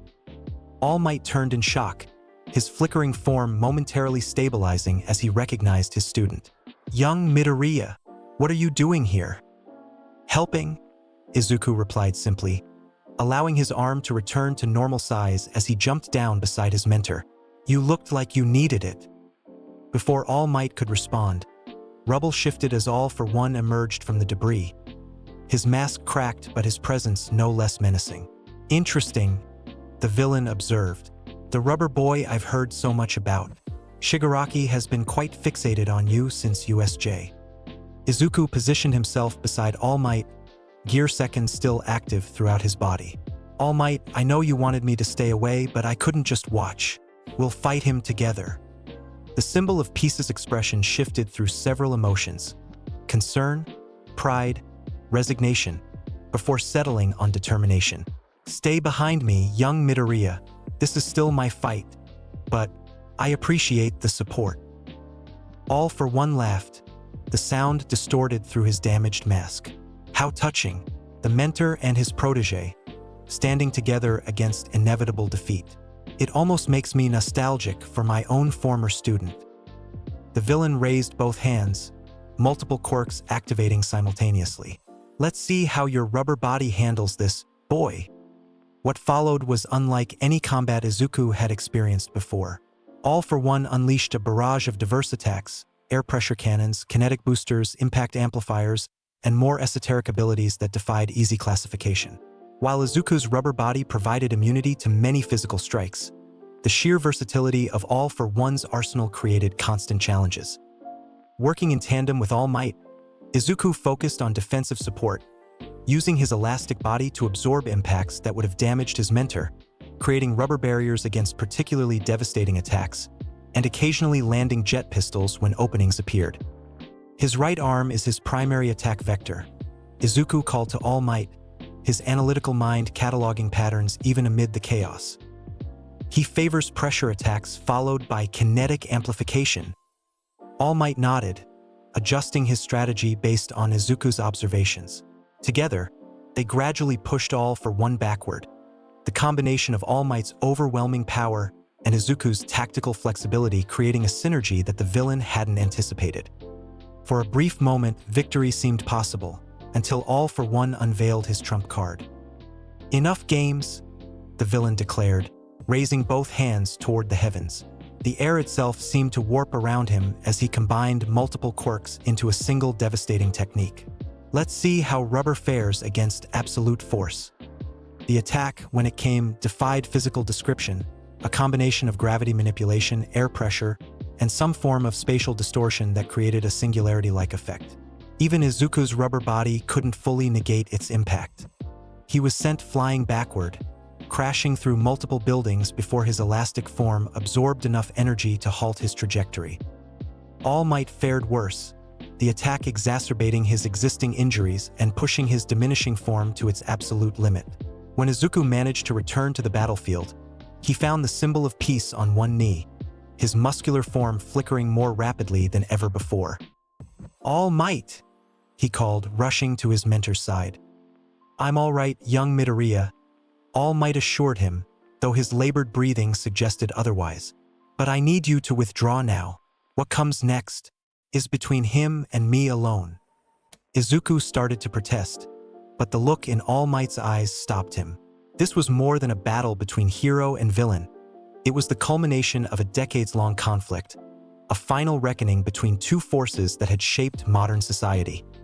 "I understand," he said finally, stepping back, "but I won't go far. If you need me." All Might nodded, his flickering form stabilizing through sheer force of will. "Thank you, young Midoriya, for believing in me, even now." As Izuku retreated to a safe distance, All for One approached, his damaged mask revealing glimpses of the horrifically scarred face beneath. "Is this the limit of the great symbol of peace?" the villain taunted. "Sending children to fight your battles?" "My limit," All Might responded, rising to his full height despite his injuries. "Perhaps, but even at my limit, I am still the symbol of peace." With that declaration, All Might launched himself forward, his right arm cocked back for what was clearly intended as a final, decisive blow. All for One responded in kind, combining multiple quirks into a counterattack of terrifying potential. Their clash created a shockwave that shattered windows for miles around, the very air seeming to compress and expand in violent succession. For several seconds, they remained locked in that position, All Might's fist against All for One's quirk-enhanced arm, neither yielding despite the catastrophic energies being released. Then, with a final surge of determination, All Might pushed forward. United States of Smash! The impact was beyond description, a concentrated point of force that overcame even All for One's combined quirks. The villain was driven into the ground with such power that the resulting crater extended for hundreds of yards in all directions, the shockwave creating a temporary vacuum that pulled debris inward before exploding outward again. When the dust settled, All for One lay defeated at the center of the crater, his mask completely shattered and his body immobilized by the devastating attack. All Might stood over him, victorious but changed. His muscular form had disappeared completely, revealing the emaciated reality beneath. The symbol of peace, as the world had known him, was no more. In his place stood a skeletal figure, still proud but fundamentally altered.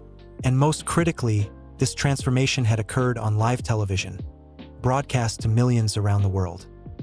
As police and heroes converged to secure All for One, All Might turned toward the hovering news helicopters.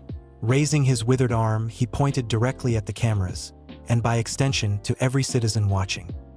"You're next," he declared, though few understood that his message was directed not at the public, but at Izuku and the next generation of heroes who would need to fill the void his retirement would create.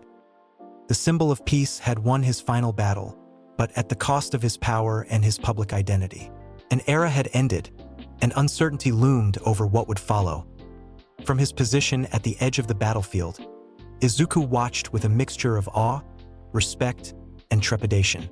All Might had entrusted the future to him and his generation, a responsibility he felt keenly. The rubber powers granted by the GOMU no Mi would need to stretch further than ever before if he hoped to meet that challenge. As emergency services arrived and the immediate crisis subsided, Izuku approached his mentor. All Might sat exhausted on a piece of debris, receiving medical attention but refusing to leave until All for One was securely transported. "You did it," Izuku said simply, sitting beside him. All Might nodded, his sunken eyes reflecting both satisfaction and concern. "For now, but with my true form revealed to the world, everything changes. Villains will become bolder. The symbol that maintained peace through deterrence is gone." "Not gone," Izuku corrected, "changed, and we'll adapt with it." A slight smile crossed All Might's gaunt features. "Indeed, young Midoriya, the future of heroism will rest on adaptability, on heroes like you, whose unusual powers and unwavering spirits can forge new paths." As police officers secured All for One in specialized restraints, preparing him for transport to an even more secure facility, the villain turned his ruined face toward All Might and Izuku. "This changes nothing," All for One stated, his voice still carrying authority despite his defeat. "The League remains. Shigaraki grows stronger daily. And now, with the symbol of peace revealed as a fragile human, public faith will waver. This is merely the beginning of the end for your hero society." All Might rose, approaching his nemesis one final time. "You've never understood the true nature of heroism," he said quietly. "It isn't about symbols or deterrence. It's about inspiring others to rise above themselves. Even with my power gone, that inspiration remains." He gestured toward Izuku and the other heroes gathered at the scene. "These are the fruits of that inspiration, the next generation already stronger than we were. They will surpass us both, All for One. And your legacy of fear will be forgotten in the wake of their courage." As the villain was led away, Izuku considered the magnitude of what had transpired. All Might's era was ending, but his own was just beginning. The GOMU no Mi had given him power beyond what he'd ever dreamed possible. But power alone wouldn't be enough to fill the void left by the symbol of peace. He would need to stretch in new ways, not just his body, but his mind, his heart, his very concept of heroism. The inherited will of Monkey D. Luffy would need to combine with his own determination to create something new, a hero suited for the challenges ahead. As dawn broke over the devastated battlefield, Izuku Midoriya stood beside his mentor, watching the sunrise illuminate a changed world. Whatever came next, he would face it with the elasticity that had become his defining trait, bending but never breaking, adapting to every challenge, and always bouncing back stronger than before. The era of All Might had ended. The era of Izuku Midoriya, the rubber hero, was about to begin. In the wake of All Might's career-ending battle with All for One, society entered a period of unprecedented uncertainty. The symbol of peace had won his final confrontation, but the cost was steep. His true form revealed to the world, his power depleted beyond recovery. In this vacuum of reassurance, villains grew bolder while citizens questioned whether hero society could endure without its cornerstone. For Izuku Midoriya, the responsibility weighed heavily. All Might's pointed declaration, "You're next," had been meant for him, a passing of the torch that few understood, but that he felt with every fiber of his being. His rubber abilities had proven formidable, allowing him to stand against threats that would have destroyed others. Yet as he helped clean up the devastation from All Might's final battle, Izuku couldn't shake the feeling that his powers contained depths he had yet to explore. That night, alone in his room, he returned to the treasure chest that had delivered the GOMU no Mi into his life. Something compelled him to examine it more carefully, an intuition he couldn't explain but wouldn't ignore. His fingers traced the intricate carvings on its surface, pressing and exploring until he felt a subtle click. The bottom of the chest shifted, revealing a hidden compartment. "A false bottom?" he whispered, carefully lifting the concealed panel. Beneath it lay a leather-bound book, its cover worn with age and inscribed with characters he didn't recognize. As he opened it, his eyes widened. The pages contained detailed illustrations of techniques unlike anything he'd seen before, methods of channeling energy that seemed to transcend physical limitations. Though written in an ancient script, certain pages contained notes in more modern Japanese, as if translated by a previous owner. One word appeared repeatedly throughout the text: "Haki." "Haki," Izuku murmured, tracing the characters with his finger. Something in Luffy's inherited memories stirred at the word. A power beyond devil fruit abilities. A manifestation of spiritual energy that could enhance one's natural strengths or overcome otherwise insurmountable obstacles. The book detailed 3 distinct types: observation haki for sensing intentions and predicting movements, armament haki for hardening one's body beyond physical limits, and the rarest form, conqueror's haki, a manifestation of overwhelming will that could dominate weaker minds. On the final page, a handwritten note in faded ink caught his attention. "To whoever inherits my will, this knowledge transformed me from a simple pirate to the king of the pirates. Use it wisely, for true power lies not in dominance but in the freedom to protect what matters most. Joel D. Roger." Izuku stared at the signature in disbelief. The pirate king himself had owned this manual, had perhaps even written some of the translations. This was no mere coincidence. The treasure chest and its contents had found him for a reason. "This is what I've been missing," he realized. The rubber powers were only the beginning, a foundation upon which something far greater could be built. That night, Izuku began a training regimen unlike any he'd attempted before. Following the book's instructions, he started with observation haki, focusing his awareness, learning to sense the intentions of others beyond what his eyes could see. For hours, he sat in meditation, extending his consciousness outward, feeling the rhythms of the living world around him. Days turned to weeks as UA prepared for the Provisional Hero License exam. Izuku trained relentlessly, dividing his time between conventional hero preparation and his secret haki development. He told no one about the book or its teachings. Some instinct warned him that this knowledge was meant to be developed quietly, revealed only when absolutely necessary. By the time the license exam arrived, Izuku had made significant progress with observation haki. He couldn't yet see the future as the book described, but his awareness had sharpened dramatically. He could sense hostility before it manifested, could feel the direction of incoming attacks even outside his field of vision. The exam began with a battle royale elimination, hundreds of hero students from various schools competing to advance. As competitors targeted UA students specifically, Izuku felt their intentions washing over him like waves, each planned attack registering in his consciousness moments before execution. "Everyone, defensive formation," he called to his classmates. "Attacks coming from the east and northwest." Kirishima gave him a puzzled look. "How do you know?" Before he could finish, projectiles rained from exactly those directions, only to be intercepted by the defense Izuku had organized. "Whoa, Midoriya, your instincts are insane," Kaminari exclaimed. "It's not instinct," Izuku thought to himself. "It's haki."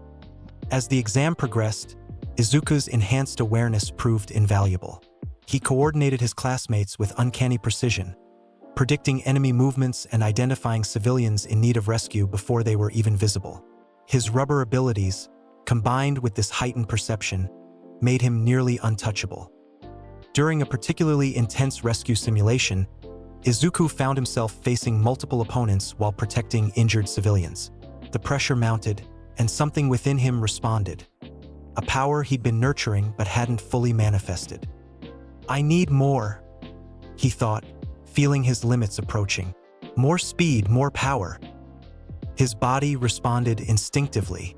Steam erupted from his skin as he activated Gear Second, but this time, something new happened. His arm turned black and glossy, hardening beyond its normal elastic state. "What the?" An opposing student gasped, moments before Izuku's hardened rubber fist connected with his shield, shattering it completely. Armament Haki, Izuku realized, staring at his blackened arm in wonder. The pressure of combat had accelerated his development, bringing forth the second form of Haki sooner than expected. With this new power, Izuku easily secured his provisional license, performing so exceptionally that examiners made special note of his capabilities.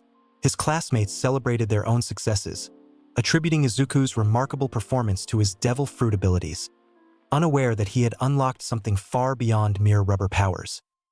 That evening, examining his hand as the hardening faded, Izuku felt both exhilaration and uncertainty. The book had warned that Haki development typically took years of dedicated training, yet he was progressing at an accelerated rate. Was it because of the devil fruit? Or perhaps Luffy's inherited will provided a foundation he could build upon? Whatever the reason, one thing was clear: his journey was just beginning. The GOMU no Mi had given him strength, but Haki would transform that strength into something transcendent.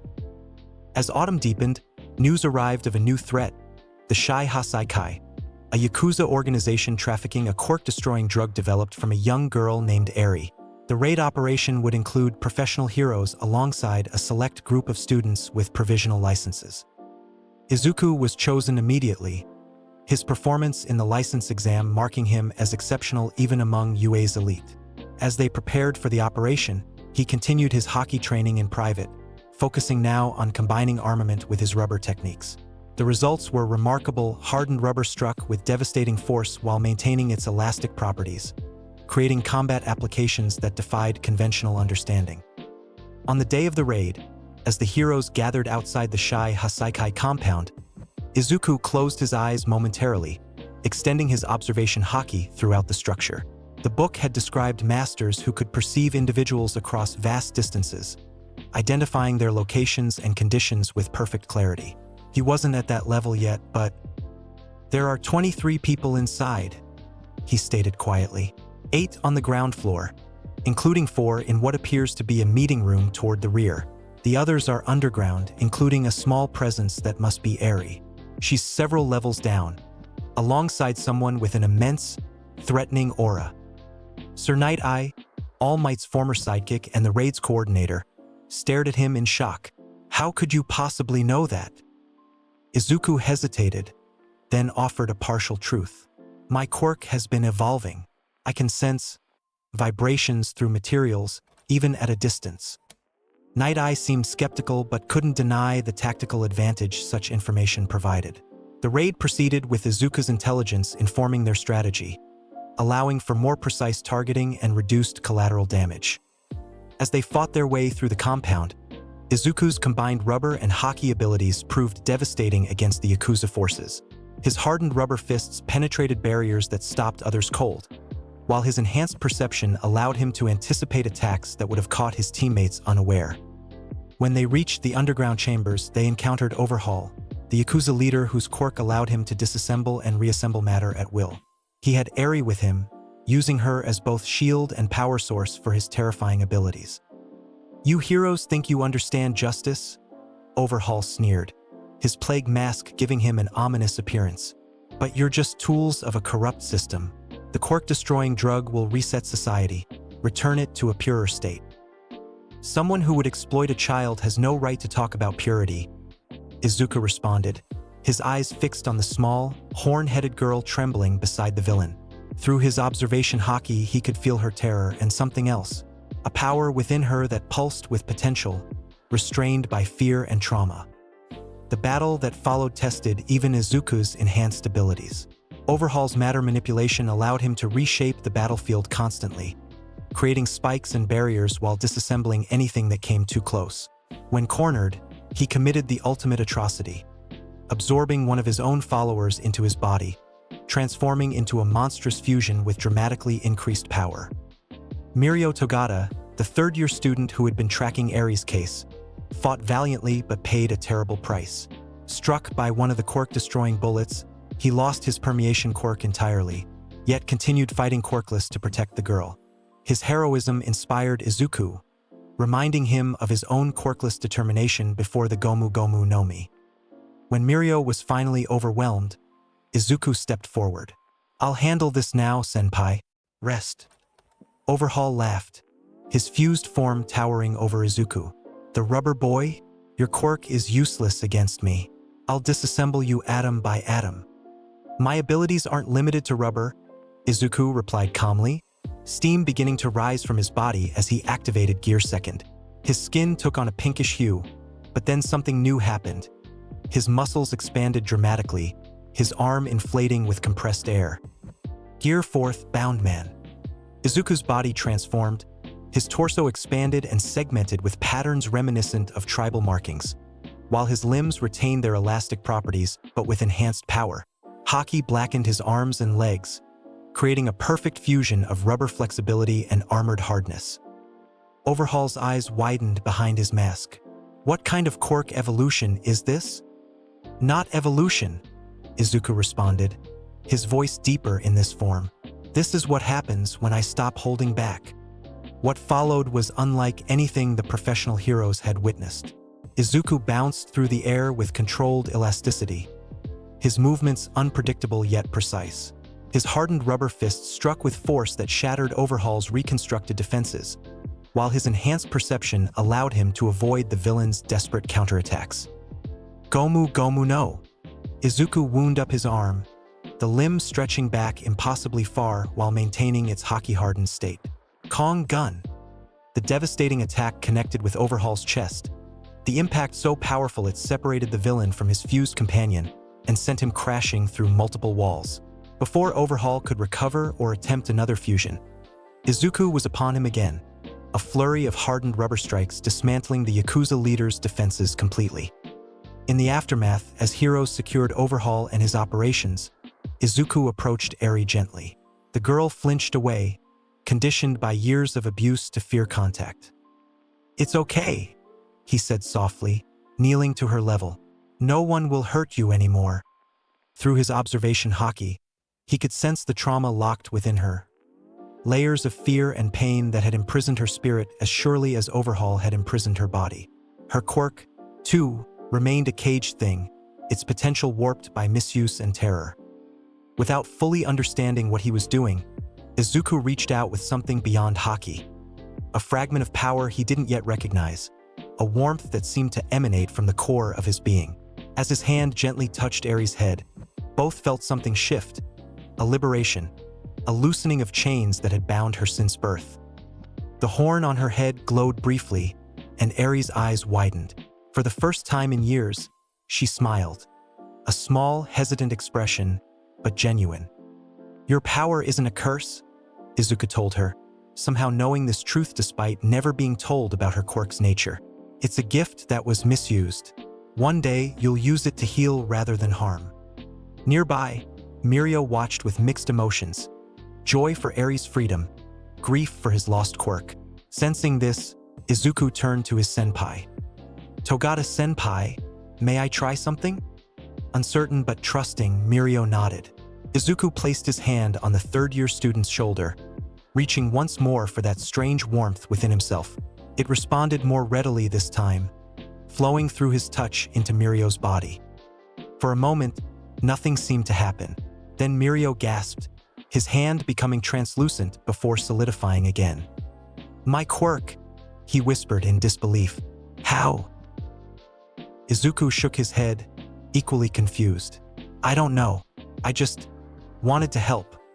Later, medical tests would confirm the impossible. Mirio's quirk was returning. The quirk-destroying drug's effects somehow reversed through what doctors could only describe as spontaneous quirk regeneration. Eri, too, showed remarkable recovery, her psychological trauma healing at an accelerated rate while her control over her rewind ability improved dramatically. Izuku kept the truth to himself, that something beyond his understood abilities had manifested in that moment. The Gomu Gomu no Mi was changing, evolving in ways not even Luffy's memories had prepared him for. And deep within, in the rhythm of his heartbeat, something ancient stirred, awakened by the desire to free others from their suffering. After the Shai Hasaikai operation, Izuku spent increasing time with Eri, helping her adjust to life at UA where she had been placed for protection and rehabilitation. Their connection remained special, The girl responded to him with trust that she showed to few others, her recovery accelerating in his presence. This period of relative calm allowed Izuku to focus on his haki development. The book detailed exercises for strengthening each type, with particular emphasis on control rather than raw power. For armament haki, he practiced projecting the hardening beyond his skin, creating an invisible force that could impact objects without direct contact. For observation, he worked on extending his range and precision, learning to filter the countless sensations his enhanced awareness detected. He was practicing this focused perception when he first felt it, a rhythmic pulsing that seemed to emanate from everywhere and nowhere simultaneously.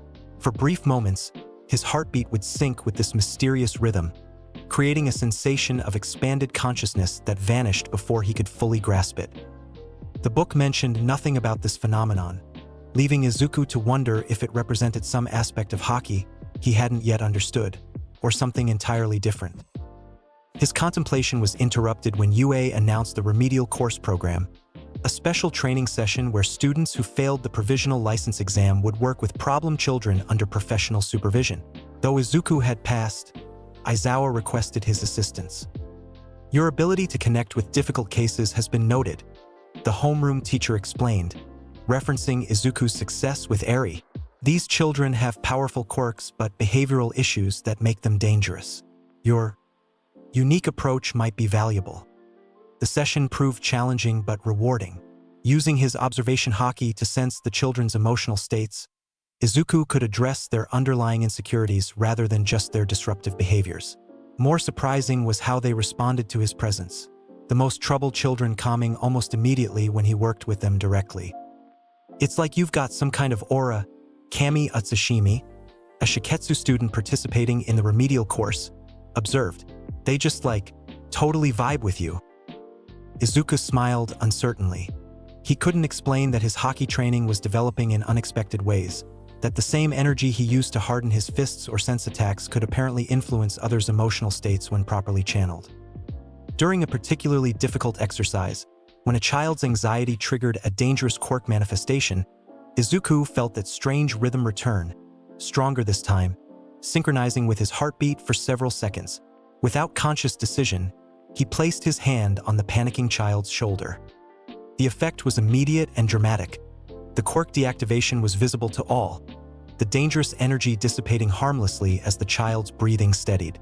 What observers couldn't see was the brief current of power that had passed between them, a gentle liberation that freed the child from the fear driving their quirk's instability.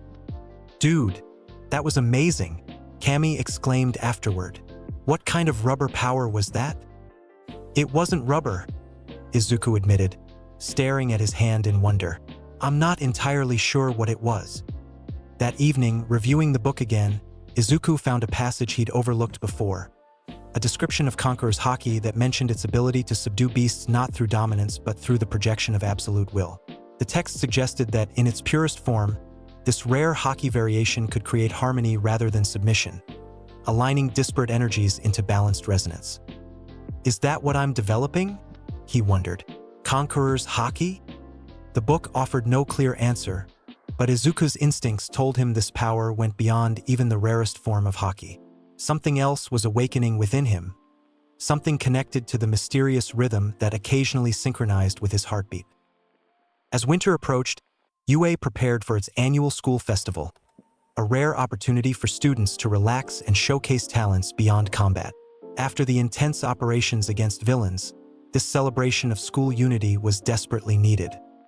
For Class 1A, the festival represented a chance to improve public perception after several high-profile incidents had raised questions about UA's security and the wisdom of training teenagers for hero work. They decided on a music and dance performance that would showcase their creativity rather than their battle prowess.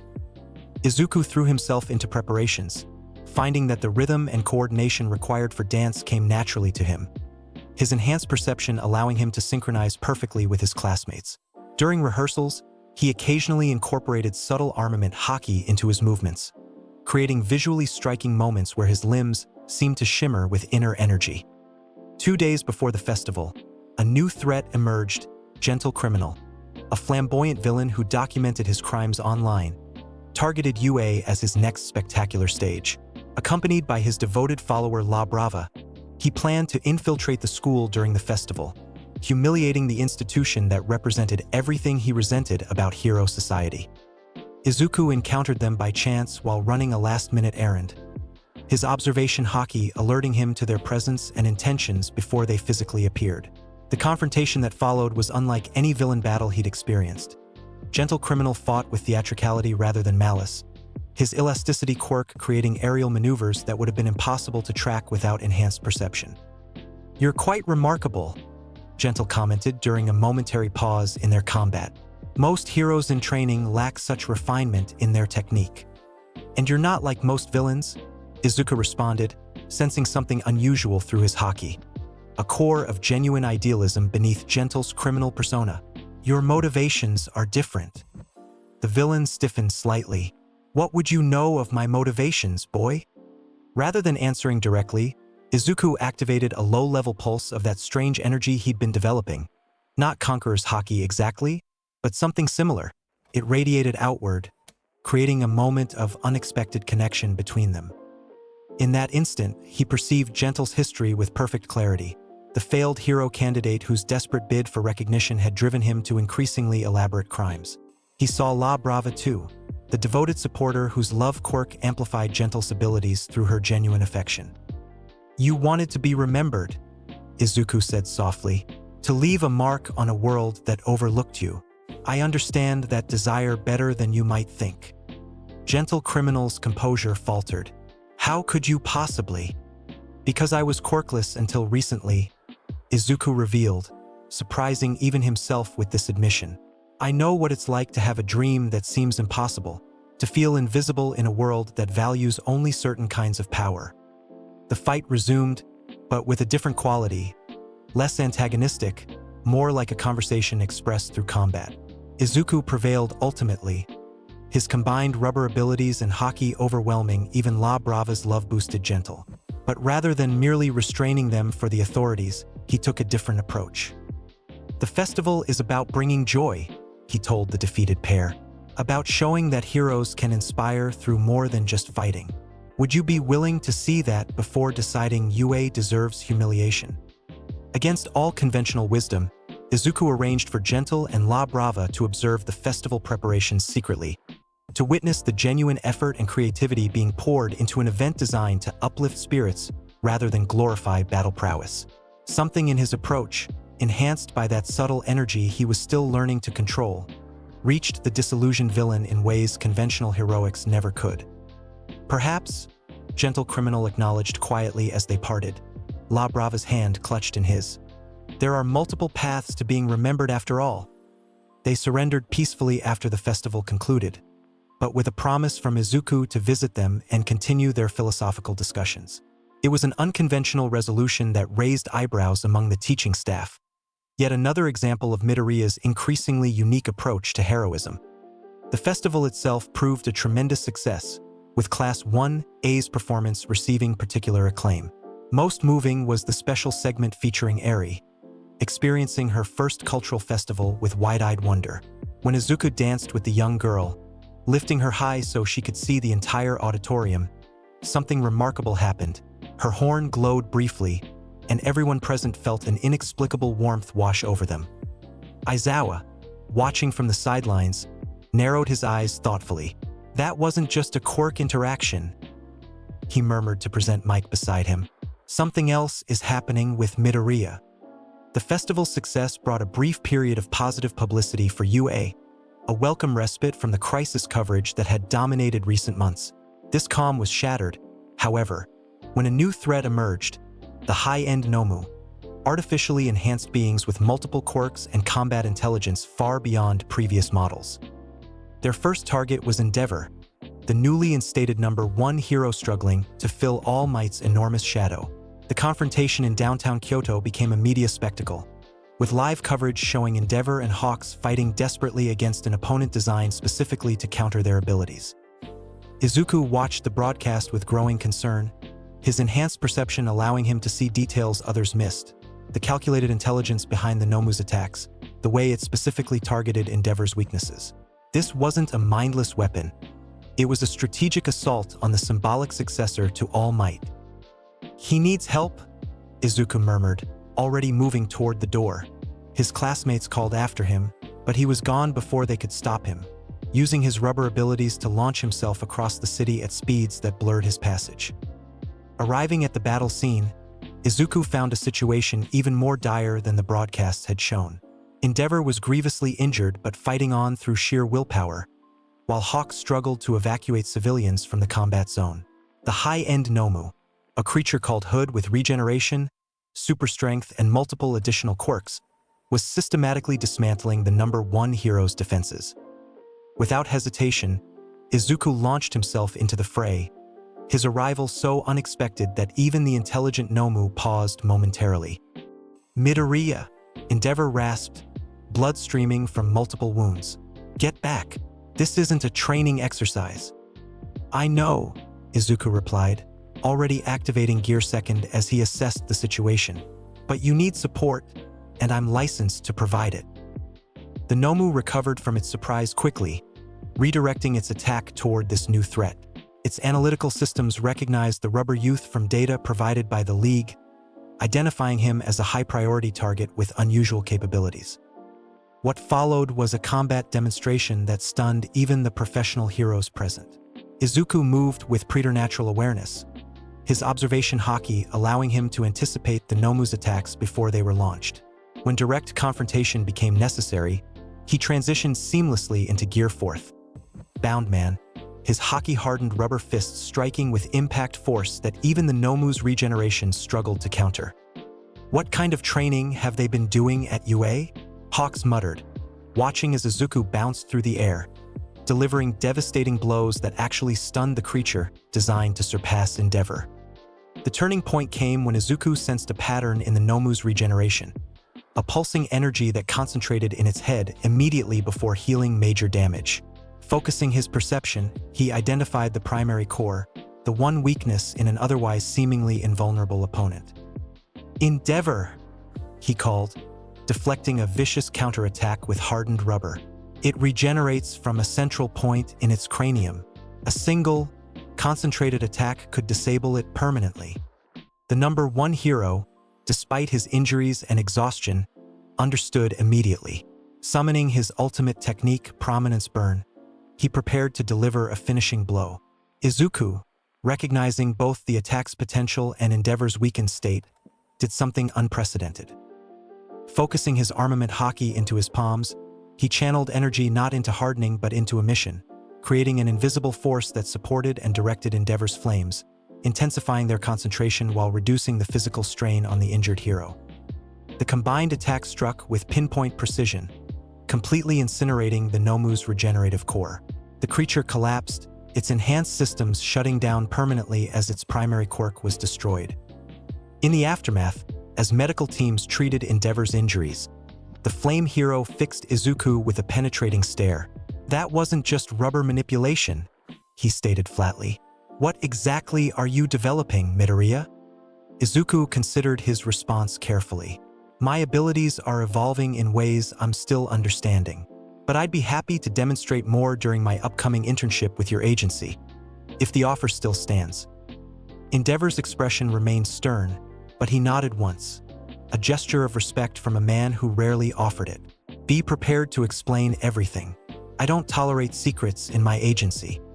The media coverage of the high-end battle focused primarily on Endeavor's victory, mentioning Izuku only as student support who had assisted the number 1 hero. This suited Izuku perfectly.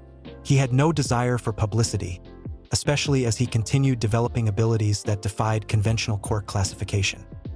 His successful intervention against the high-end Nomu, however, raised his profile within professional hero circles. When UA announced the joint training exercise between classes 1A and 1B, there was unprecedented interest from the faculty, many wanting to observe Midoriya's capabilities more closely. The exercise was structured as a series of team battles, with students from both hero classes competing to demonstrate their growth. When Izuku's turn arrived, expectations were high, especially from Class 1B students eager to test themselves against UA's increasingly renowned rubber hero. What no one anticipated was how dramatically Izuku's abilities had evolved. In the months since the provisional license exam, his hockey training had progressed exponentially. Observation now allowing him to predict opponents' moves seconds before they occurred, armament enabling him to channel destructive force through his rubber body with surgical precision. Most surprising was his tactical approach. Rather than overwhelming opponents with raw power, he systematically analyzed their quirks through enhanced perception, then neutralized them with minimal force. When Monoma attempted to copy his abilities, the result was unexpected and revealing. "It's not working," the copying student exclaimed in frustration, having made physical contact with Izuku yet gaining none of his abilities. What kind of quirk can't be copied? One that isn't exactly a quirk, Izuku thought but didn't say aloud. The exercise concluded with a decisive victory for Izuku's team, but the faculty discussion afterward focused less on the outcome and more on the nature of his evolving capabilities. His movement predates attacks by several seconds, Vlad King noted during the review session. It's beyond quick reflexes. He's reacting to actions before they occur. And that hardening effect, Midnight added. It's similar to Kirishima's quirk, but fundamentally different. More like an energy projection than physical transformation. Aizawa, who had been watching particularly closely, offered the most concerning observation. Most importantly, I attempted to erase his abilities during a key moment. It had no effect. Whatever Midoriya is developing, it doesn't respond to erasure like conventional quirks. The implications of this revelation were significant enough that Principal Nizu requested a private demonstration. In the secured training facility beneath UA, Izuku showcased the basics of his hockey abilities, describing them as energy manipulation techniques he had developed to complement his rubber powers. "Fascinating," Nizu commented, watching as Izuku hardened his arm with armament hockey. "This energy exists in everyone?" "Potentially," Izuku acknowledged, "though developing it requires specific training methods." "And you discovered these methods, how exactly?" Izuku hesitated, then offered a partial truth. "When my quirk manifested late, it came with intuitive knowledge, as if the power itself contained information about how to develop it further."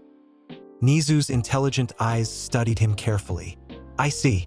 And this energy allows you to predict movements, harden your body, and occasionally influence others emotionally." "Yes, though the last part is still developing. I don't fully understand it myself." The principal nodded thoughtfully. "Midoriya, I won't ask you to reveal everything if you're not ready, but I would appreciate being informed of any significant developments. UA exists to nurture extraordinary potential, not restrict it." With that understanding established, Izuku continued his training with renewed focus. The book detailed advanced hockey applications that had taken Luffy years to master, techniques like Future Sight, which extended prediction from seconds to minutes, and Ryuo, which allowed armament hockey to penetrate defenses rather than merely striking their surface. Progress accelerated when Izuku began his internship at the Endeavor Agency alongside Todoroki and Bakugo. The number 1 hero's demanding regimen pushed all 3 students to their limits, but for Izuku, these limits were increasingly difficult to define. Again, Endeavor ordered after Izuku had demolished a training robot designed to withstand the Flame Hero's own attacks. "But this time, explain exactly what you're doing. That black hardening isn't part of a rubber quirk." Rather than continuing to evade, Izuku demonstrated armament hockey directly, showing how the energy could be channeled to different intensities and applications. "It's called hockey," he explained, allowing the blackening to flow up his arm, a form of energy manipulation that exists independently of quirks. Anyone can potentially develop it with proper training. Endeavor's eyes narrowed. "And who taught you this hockey?" "I discovered it myself," Izuku answered, technically true if incomplete. The Flame Hero wasn't satisfied, but his practical nature recognized the tactical advantage such abilities represented. "Show me how it works against flame attacks." The resulting training sessions became increasingly intensive as Endeavor tested the limits of Izuku's capabilities. Bakugo and Todoroki observed with mixed emotions, respect for Midoriya's growing strength, concern about the unusual nature of his powers, and determination to narrow the gap that seemed to widen with each demonstration. During a patrol in Hosu City, they encountered a situation that demonstrated the practical application of Izuku's enhanced abilities. A villain with a perception-altering quirk had created a hostage situation inside a bank, her power generating hallucinations that made rescue attempts extraordinarily dangerous. "No one can enter," the police commander explained. "She makes you see your worst fears, completely disorienting even experienced pros." Endeavor prepared to use overwhelming force from outside, an approach that risked collateral damage. Izuku stepped forward instead. "I can navigate through the hallucinations," he stated confidently. "My sensory abilities extend beyond visual perception." After a brief debate, Endeavor authorized the attempt, with himself, Bakugo, and Todoroki providing exterior support if needed. Izuku entered the bank alone, immediately encountering the disorienting effect of the villain's quirk. His visual field warped and twisted, populated by nightmarish scenarios designed to trigger panic. But his observation haki functioned on a different level. Closing his eyes, Izuku navigated entirely through his enhanced perception, sensing the emotional states of hostages, the position of furniture and obstacles, and most importantly, the location and intentions of the villain herself. Moving with silent precision, he approached her from behind, his haki-enhanced awareness allowing him to avoid every tripwire and alarm she had established. When he spoke, his voice startled her badly. "You don't actually want to hurt anyone," he said quietly. "You're scared and desperate. There are better solutions than this." The villain spun, her quirk intensifying as she focused directly on him. But Izuku had already extended that strange, rhythmic energy that occasionally synchronized with his heartbeat. It pulsed outward, creating a momentary connection between them. In that instant, as had happened with Gentle Criminal, Izuku perceived her motivations with perfect clarity. A medical debt that had driven her to desperation, fear for a child requiring expensive treatment, the belief that society had abandoned her when she needed help most. "Let me help you find another way," he offered, maintaining eye contact despite the hallucinations still swirling around them. "One that doesn't risk anyone's lives, including your own." Something in his approach, his genuine understanding rather than mere negotiation, reached her. The hallucinations gradually faded as she lowered her quirk's activation, allowing the hostages to be safely evacuated, while Izuku continued speaking with her quietly. Endeavor watched from outside with grudging admiration as Midoriya resolved a situation that would have required destructive force from most heroes. When the villain was peacefully taken into custody, he confronted his intern directly. "That wasn't just negotiation," he stated. "You connected with her somehow, part of this haki ability." "Something like that," Izuku acknowledged. "I can sometimes sense people's true intentions, understand what drives them." The Flame Hero considered this thoughtfully. A useful skill if applied correctly. But remember, Midoriya, some villains are driven by nothing but destruction. Understanding them won't always save them. It was a sobering reminder that resonated with Izuku, particularly as news arrived of increasing League of Villains activity. Shigaraki's organization had been recruiting aggressively, absorbing smaller villain groups and apparently preparing for something significant. This preparation became clear when the Meta Liberation Army, a radical organization advocating unrestricted quirk use, publicly challenged the League. The resulting conflict in Daika City evolved into what media termed the Darkest Day, a villain civil war that devastated an entire urban center before the heroes could respond. When the dust settled, the outcome was worse than anyone anticipated.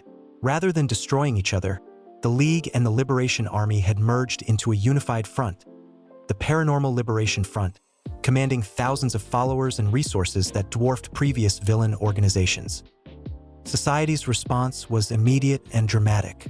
Hero agencies reorganized into a more militarized structure, public security measures intensified, and UA itself implemented unprecedented safeguards, including converting the campus into a full residential facility where students would remain under constant protection. For Izuku, these developments created both challenge and opportunity. The increased security limited his freedom to train independently, but living on campus allowed closer coordination with classmates who increasingly looked to him for leadership. Without fanfare or formal designation, he had become Class 1A's tactical center, his enhanced perception and growing strategic acumen making him the natural coordinator for their collective training. During one such session, focusing on quirk combination techniques, Izuku experienced the strongest manifestation yet of that mysterious rhythm. His heartbeat synchronized with it for nearly a minute, creating a sensation of expanded awareness that extended throughout the training ground. In that state, he perceived not just the physical locations of his classmates but the subtle interactions of their quirks, the energy flows, limitation points, and potential synergies that conventional analysis couldn't identify. "Everyone," he called, the unusual resonance in his voice drawing immediate attention. "I want to try something new." What followed was unlike any training they had experienced. Izuku directed quirk combinations with uncanny precision, pairing students whose abilities complemented each other in ways neither had recognized, identifying optimization techniques that dramatically increased effectiveness, and most surprisingly, helping several classmates overcome specific limitations that had plagued them for years. "How did you know Tokoyami's dark shadow responds differently to specific light wavelengths?" Yaoyorozu asked afterward, having created equipment based on Izuku's suggestions that allowed for finer control of the shadow entity. "Or that my acid becomes more precise if I visualize geometric patterns," Ishido added, demonstrating the improved accuracy that had resulted from Izuku's coaching. He couldn't explain that in his expanded state of awareness, he had somehow perceived the fundamental nature of their quirks, had seen the energy patterns that defined their abilities and the mental frameworks that limited their application. It was beyond observation hockey as described in the book, approaching something the text had only hinted at in its final pages: the ability to perceive the essence of all things. This expanded perception proved crucial when the Paranormal Liberation Front launched their first major offensive, a coordinated attack on multiple hero agencies simultaneously. The professional response was hampered by communication disruption quirks deployed strategically across the country, creating isolated battles where heroes fought without central coordination. UA students weren't officially involved, but when an attack targeted the shopping district near campus, Class 1A mobilized independently, their residential status allowing faster response than even the local agencies. Aizawa authorized defensive action only, emphasizing evacuation rather than engagement with the liberation soldiers. As they arrived, Izuku activated his most refined observation hockey, extending awareness throughout the district. What he perceived was disturbing, not random destruction but a calculated pattern designed to draw specific hero responses, creating vulnerabilities elsewhere. "This is a diversion," he realized, sharing his analysis with Aizawa. "The main target is somewhere else." While his classmates focused on civilian evacuation, Izuku and Aizawa traced the attack pattern to its logical conclusion: a previously unidentified Paranormal Liberation Front base beneath an abandoned subway station. There they discovered a disturbing operation: the mass production of trigger drugs designed to induce quirk awakenings among liberation soldiers. "If they distribute this widely, we'll face thousands of villains with evolved quirks," Aizawa assessed grimly. "We need to shut this down immediately." The ensuing operation became what media later termed the Dark Hero Intervention, a decisive strike by Eraserhead and an unidentified student hero that prevented a nationwide quirk enhancement campaign. What reports couldn't capture was how Izuku's abilities had evolved during the confrontation. When cornered by multiple enhanced villains, he had activated not just Gear 4th but a new variation, Snakeman. His body transformed into a more serpentine configuration, prioritizing speed and precision over raw power. Combined with increasingly refined future sight, this form allowed him to neutralize dozens of opponents with efficiency that shocked even Aizawa. Most remarkable was his approach to the liberation ideologues themselves. Rather than simply overwhelming them with superior force, Izuku used brief pulses of that mysterious energy, the one that occasionally synchronized with his heartbeat, to establish momentary connections. Through these links, he addressed their legitimate grievances while rejecting their destructive methods. "Your desire for freedom isn't wrong," he told one captured leader. "But true liberation doesn't come from dominating others. It comes from building a society where everyone's freedom is respected." Something in his words, enhanced by that subtle energy, reached even the most hardened liberation soldiers. Several surrendered voluntarily, while others provided intelligence that helped dismantle additional operations. Aizawa, observing this phenomenon, recognized something beyond conventional heroics. "You're not just fighting them," he noted as they secured the facility. "You're converting them." That's not typical for someone your age or any age. Izuku couldn't explain the compulsion he increasingly felt, an almost instinctive drive to free others from whatever confined them, whether physical restraints, societal limitations, or their own destructive ideologies. This impulse wasn't strategic, it was fundamental, as intrinsic to his being as his rubber physiology or his hockey abilities. As his second year at UA progressed, this liberation ideology became more pronounced in his heroic approach. During rescue operations, he focused not just on physical extraction but on freeing victims from trauma, that strange, rhythmic energy providing comfort beyond normal reassurance. In combat situations, he increasingly sought to liberate villains from their destructive paths rather than simply defeating them. This philosophy was tested dramatically when International Hero Star and Stripe arrived in Japan, responding to intelligence about a potential Shigaraki attack. America's #1 hero possessed one of the world's most powerful quirks, New Order, which allowed her to impose rules on reality itself through touch and declaration. Izuku watched the live coverage as Star confronted what appeared to be Tamura Shigaraki hovering above the ocean, but his enhanced perception, even through the broadcast, detected something amiss. The figure facing Star wasn't merely Shigaraki. It was a hybrid entity, partially controlled by All for One himself. "This is wrong," he murmured, activating Gear Second instinctively. "She doesn't know what she's facing." Without hesitation, he launched himself toward the confrontation site, moving at speeds that would have been impossible for anyone without his combined rubber propulsion and hockey enhancement. As he approached, he extended his observation to its absolute limit, and what he perceived confirmed his worst fears. Shigaraki/All for One wasn't just aiming to defeat Star. They intended to steal New Order itself, adding its reality-warping capabilities to their already formidable arsenal. Such a combination would be catastrophic, potentially undefeatable by conventional means.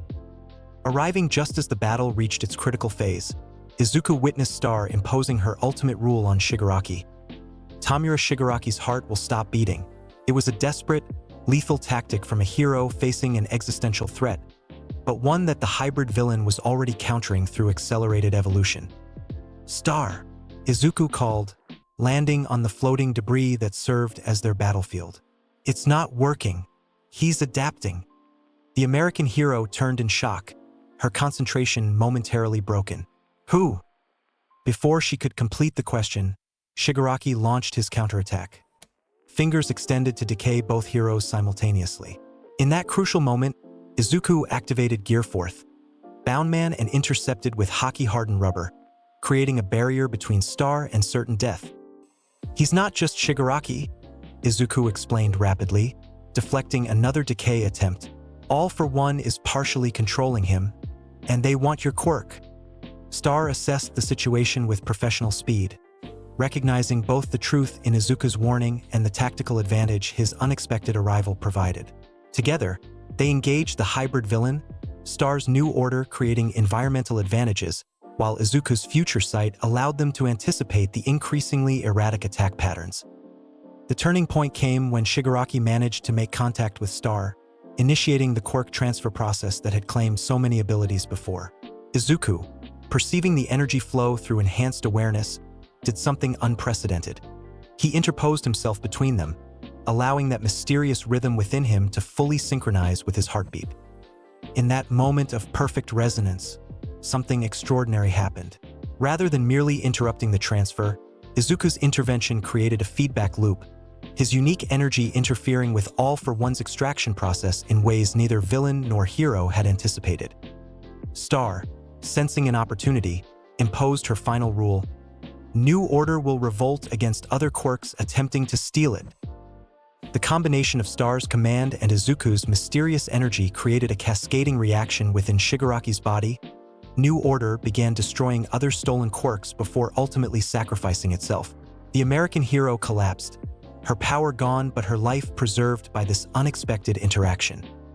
As Shigaraki retreated, visibly damaged by the internal quirk destruction, Izuku attended to the weakened international hero. "You saved me," Star acknowledged, her voice weakened but resolute. "And more importantly, you prevented the worst-case scenario. If they had obtained New Order—" "I know," Izuku nodded grimly. But the cost was high, your Quirk. Star smiled faintly. A fair trade for the world's safety. But you. She studied him with professional assessment. What you did wasn't a Quirk, was it? That energy you channeled when you interrupted the transfer. It was something else entirely. Izuku hesitated, then offered a truth he was only beginning to understand himself. I think I'm still discovering what I really am.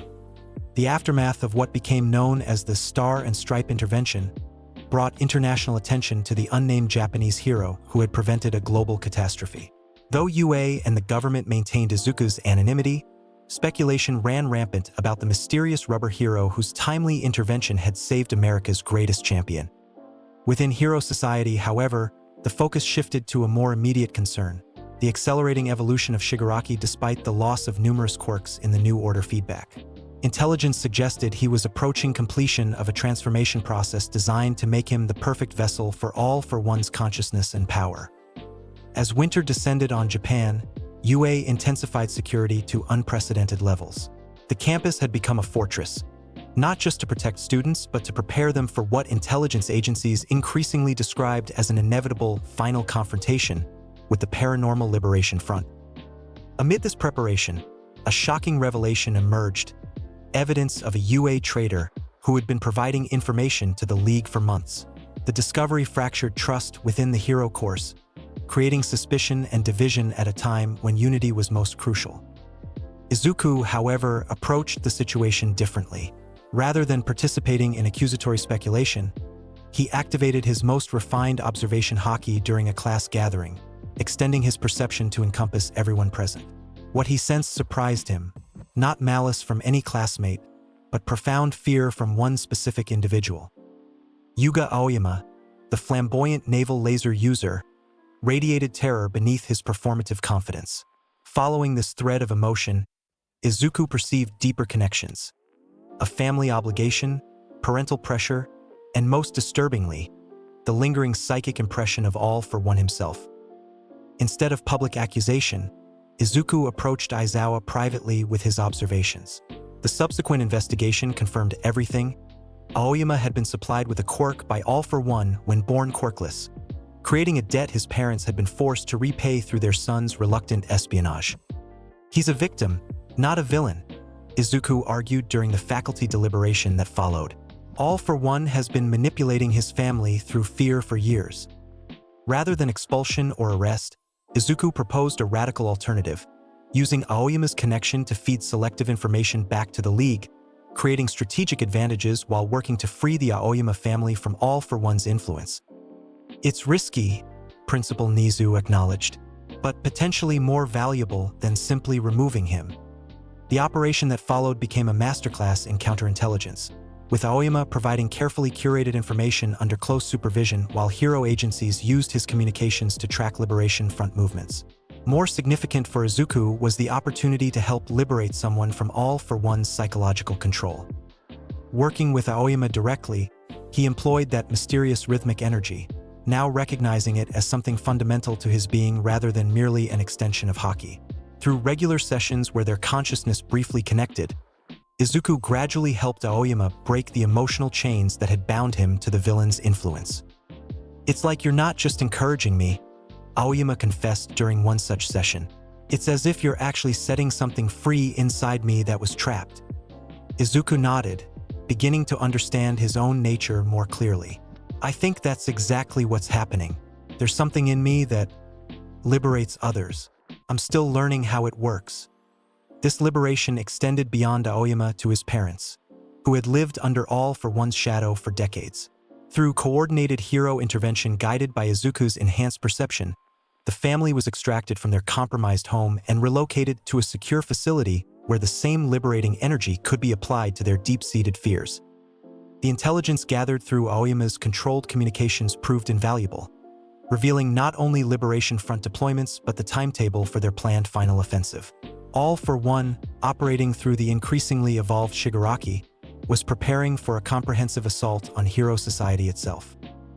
"They're not just targeting agencies or infrastructure," Izuku explained during the strategy session that followed. "They're aiming to destroy the concept of organized heroism completely, to create such chaos that society abandons the current system entirely. As pro-heroes and international allies developed countermeasures, UA made the unprecedented decision to deploy its advanced students as support units, not for direct combat but for evacuation, rescue, and civilian protection. Class 1A, now in their second year and combat experience beyond their age, would serve as the last line of defense for civilian populations.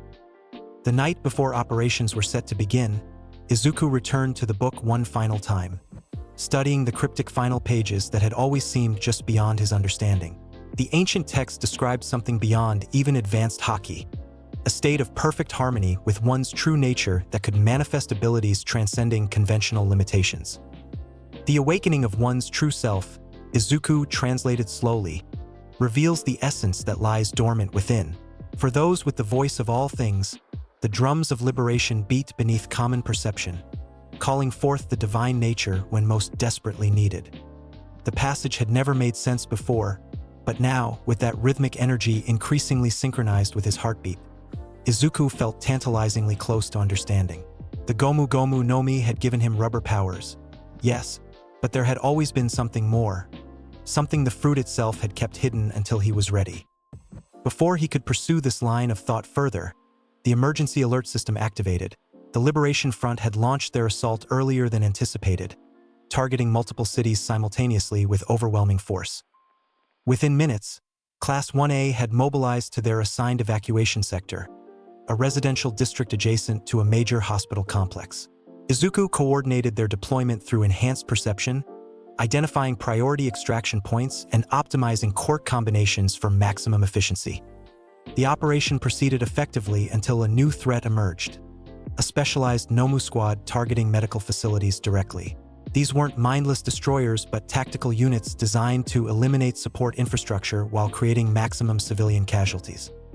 Change of plans, Izuku communicated to his classmates. Uraraka, Ida, Todoroki, continue civilian evacuation. The rest of you establish a defensive perimeter around the hospital complex.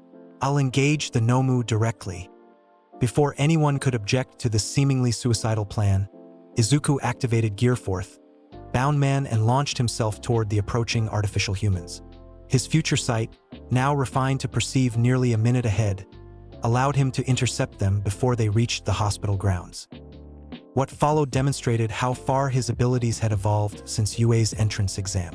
Moving with impossible speed and precision, Izuku engaged multiple Nomu simultaneously, his hardened rubber fists delivering internal destruction through advanced Ryuo techniques, while his enhanced perception identified and targeted the artificial being's core weaknesses. The Nomu, despite their multiple quirks and tactical programming, couldn't counter an opponent who literally saw their attacks before they occurred. One by one, they fell to precisely calculated blows that bypassed regeneration and defensive abilities to disable their central functions. As the final Nomu collapsed, however, a more significant threat materialized. Dabi, the flame villain revealed to be Endeavor's eldest son Toya, arrived with a squadron of elite Liberation Front soldiers. The rubber hero, he acknowledged, blue flames dancing around his scarred form. I was hoping to encounter you eventually. Shigaraki has a particular interest in your unusual abilities.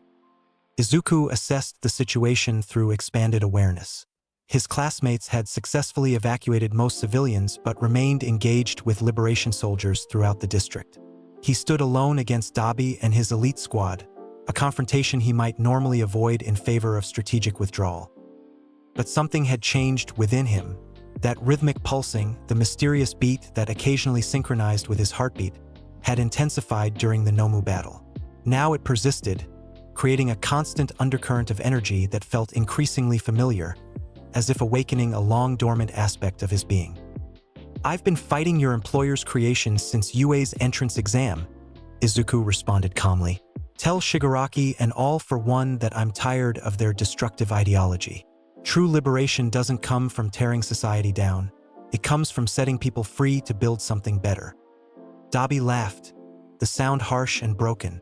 Pretty words from a child playing hero. Let's see how your rubber stands up to flames that melt steel. The battle that followed pushed Izuku beyond previous limitations. Dabi's cremation flames reached temperatures that even his rubber body struggled to withstand, forcing constant movement and tactical repositioning. The Liberation soldiers coordinated with practiced precision, their quirks selected specifically to counter elastic abilities. Activating Gear Fourth, Snakeman Izuku prioritized speed and precision over raw power, weaving between flame bursts while delivering targeted strikes that disabled rather than destroyed. His approach remained consistent with his evolving philosophy, liberation rather than domination, even against determined enemies.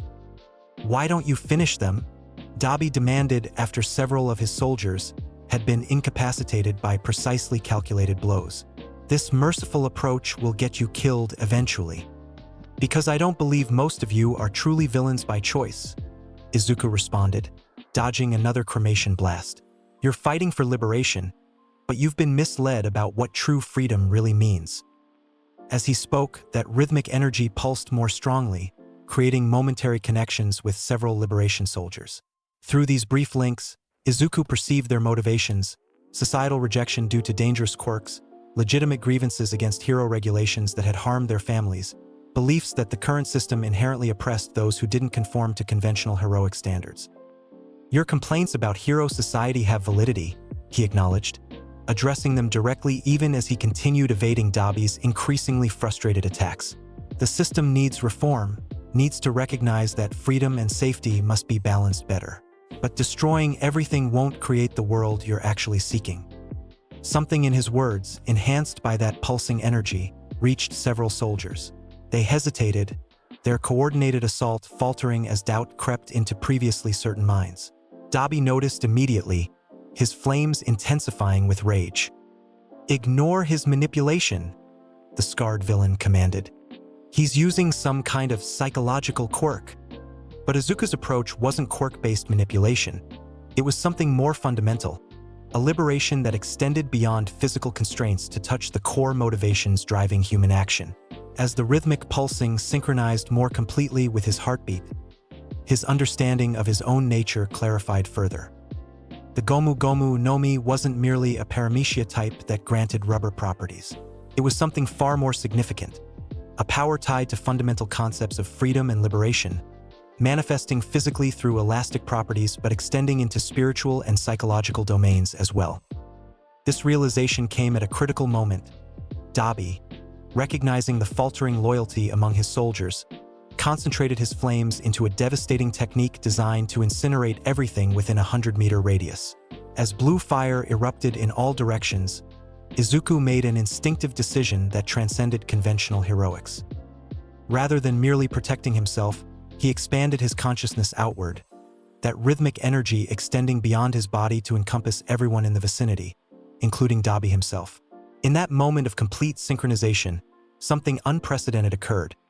The flames seemed to bend around civilians and incapacitated soldiers, while Izuku's rubber body reflected the heat in patterns that contained rather than spread the destruction. More remarkably, the connection extended to Dabi himself, not controlling the villain but briefly allowing Izuku to perceive the profound trauma that had created him. The abandoned child, the desperate need for acknowledgement, the pain transformed into destructive purpose, all became perfectly clear in that moment of expanded awareness. "Toya," Izuku said quietly as the flames subsided, using the villain's birth name, "your father failed you terribly, but destroying everything won't heal that wound. It just spreads your pain to others." Dabi's composure fractured momentarily, genuine shock replacing calculated malice. "How could you possibly?" Before the conversation could continue, a tremor shook the entire district, a physical manifestation of catastrophic events occurring elsewhere. Through his expanded perception, Izuku sensed a massive concentration of power converging at UA itself. Shigaraki/All for One had identified the school as their primary target. "This battle is just a diversion," he realized aloud. "The main assault is targeting UA directly." Dabi's surprise transformed back into cruel amusement. "Figured it out too late, rubber boy. While you've been playing rescue hero, Shigaraki is about to destroy the symbol of everything you're fighting to protect." Without hesitation, Izuku activated his communicator, alerting both his classmates and the Professional Coordination Center to the strategic deception. Then, turning to Dabi one final time, he made an unexpected offer. "Come with me," he said simply. See what your employer is really creating, not liberation, but a different kind of oppression. Then decide if that's truly what Todoroki wants to contribute to the world. Something in his approach, that fundamental liberation energy now flowing continuously through his words and presence, created just enough doubt to make the villain hesitate. Though Dabi ultimately refused with a dismissive flame burst, the seed had been planted, a potential redemption that future events would nurture. Leaving his classmates to complete the evacuation operation, Izuku launched himself toward UA at maximum velocity, combining gear second with his most powerful elastic propulsion to cover distance at speeds approaching sonic thresholds. What he found upon arrival confirmed his worst fears. The school's formidable defenses had been breached by a coordinated assault unlike anything previously encountered. Dozens of high-end Nomu, hundreds of liberation soldiers, and most concerningly Shigaraki himself, now evolved into something barely recognizable as human, had penetrated the outer perimeter and were engaging the professional heroes defending the campus. Landing at the battlefield's edge, Izuku activated his most refined observation haki, extending awareness throughout the combat zone. What he perceived was disturbing, not just physical conflict but a psychic assault emanating from Shigaraki/All for One. The hybrid entity was projecting a form of mental decay analogous to his physical quirk, creating doubt and despair among defenders while amplifying aggression and recklessness among attackers. Aizawa, coordinating the defensive line alongside Present Mike and Midnight, spotted Izuku immediately.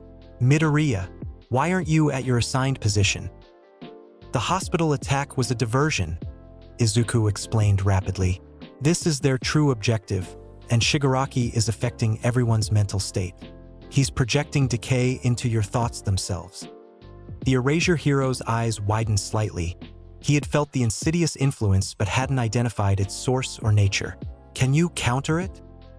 "I think so," Izuku nodded, that rhythmic energy pulsing strongly as he spoke. "But I'll need to get closer to him."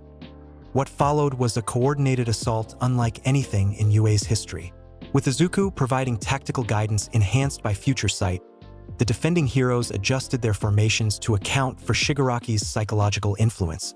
More significantly, Izuku began projecting his own liberation energy outward in controlled pulses, creating zones where defenders experienced renewed clarity and determination. "It's like a fog lifting," Midnight commented after one such pulse washed over her position. "Whatever you're doing, Midoriya, keep it up." The tide began to turn as Izuku's counter-influence spread throughout the battlefield. Liberation soldiers found themselves questioning orders they had previously followed without hesitation. Nomu attack patterns became increasingly disorganized as the psychic control directing them encountered interference. Shigaraki/All for One, perceiving this unexpected resistance, focused his attention directly on the source. Through the chaos of combat, his distorted gaze found Izuku, recognizing both the rubber hero who had thwarted previous plans and something else, something that triggered a visceral recognition in the All for One portion of his consciousness. "You!" the hybrid entity roared, abandoning tactical restraint to launch directly toward Izuku. "I know what you really are." The collision between them created a shockwave that cleared the immediate area, defenders and attackers alike thrown backward by the release of concentrated power. When the dust settled, Izuku stood in gear fourth. Boundman, hockey-hardened rubber arms crossed defensively before him, while Shigaraki hovered menacingly, his evolved form bristling with implanted quirks and radiating decay in all directions. "The rubber boy," Shigaraki/All for One hissed, his voice a disturbing blend of two distinct personalities. Or should I say, Joy Boy's inheritor. The name triggered something in Izuku's consciousness, a recognition that came not from his own knowledge but from somewhere deeper, from the inherited will that had accompanied the GOMU Nomi itself. That rhythmic pulsing intensified dramatically, synchronizing completely with his heartbeat for the first time. "I don't know that name," Izuku responded honestly, maintaining his defensive stance. "But I do know that what you're creating isn't liberation. It's just another form of control." Shigaraki laughed, the sound distorted by his transformed physiology. "Control is inevitable. The only question is who wields it. All might controlled through fear disguised as inspiration. I control through decay, the honest destruction of corrupt systems. True freedom doesn't come from destroying or controlling," Izuku countered, that rhythmic energy now flowing continuously through his words. It comes from liberating people to create something better together. The hybrid entity's expression shifted, the all-for-one aspect becoming more prominent. Interesting philosophy from someone wielding that particular power. Tell me, boy, do you even know what fruit you really consumed? The question resonated with Izuku's own growing suspicions, that the GOMU no Mi was more than it appeared, that its rubber properties were merely the surface manifestation of something far more significant. Why don't you tell me? Izuku responded, buying time as he assessed the evolved villain's capabilities through enhanced perception. Shigaraki/all-for-one's distorted face formed what might have been a smile. It wasn't called that in my era, of course, but the descriptions were unmistakable. The most ridiculous power, the most ridiculous freedom. The human fruit model. Nika, the power of a sun god. The name struck Izuku like physical impact, resonating with that rhythmic pulsing until it seemed to vibrate through his entire being. Nika, the name appeared nowhere in the book, yet it felt intimately familiar, as if he had always known it without realizing. The sun god of liberation, Shigaraki/all-for-one continued, his voice almost conversational despite the destruction surrounding them. A mythical Zoan type disguised as a simple paramecia, the greatest deception in that world, and apparently in this one too. How fitting that it found its way to All Might's chosen successor. Before Izuku could process these revelations, the hybrid villain attacked, decay spreading in all directions while multiple additional quirks activated simultaneously. The assault was unlike anything Izuku had previously encountered, combining physical destruction with spatial distortion and sensory manipulation. Even with future sight and his most refined defensive techniques, Izuku found himself overwhelmed, gear forth providing insufficient protection against an opponent wielding dozens of enhanced quirks simultaneously. For the first time since gaining the GOMU no Mi, he experienced genuine physical pain as aspects of Shigaraki's decay penetrated his rubber defenses. Did you think rubber alone would save you? The villain taunted as Izuku was driven backward, his bound-man form showing signs of deterioration. This body was specifically evolved to counter All Might at his peak. Your derivative powers are nothing compared to what I've become. Despite the overwhelming assault, something within Izuku refused to yield. Not merely determination but a fundamental aspect of his being that rejected the very concept of submission. That rhythmic pulsing, now completely synchronized with his heartbeat, intensified further, becoming audible not just to him but to everyone within proximity. Boom boom boom boom. The sound resembled a tribal drum, its rhythm both ancient and energizing. Where it reached defending heroes, they felt renewed vigor flowing through exhausted bodies. Where it touched liberation soldiers, they experienced momentary clarity, a true understanding of freedom distinct from the destructive ideology they had embraced. Shigaraki/all-for-one recognized the phenomenon immediately, genuine alarm replacing confidence. No, it's too soon. You haven't awakened yet. Driven back by another devastating combination attack, Izuku fell to one knee, his gear forth beginning to dissipate as his limitations were reached. Around him, the battle for UA continued, professional heroes fighting valiantly but gradually losing ground to the overwhelming villain forces. Through his enhanced perception, he sensed classmates arriving at the periphery, joining the defense despite exhaustion from their previous operations.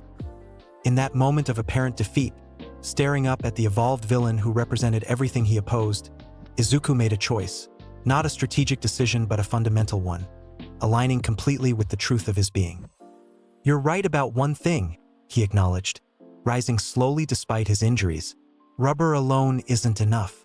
But freedom, true liberation, that's another matter entirely. The drumming intensified, no longer merely synchronized with his heartbeat but somehow preceding it, as if his physical body was adjusting to match the rhythm rather than generating it.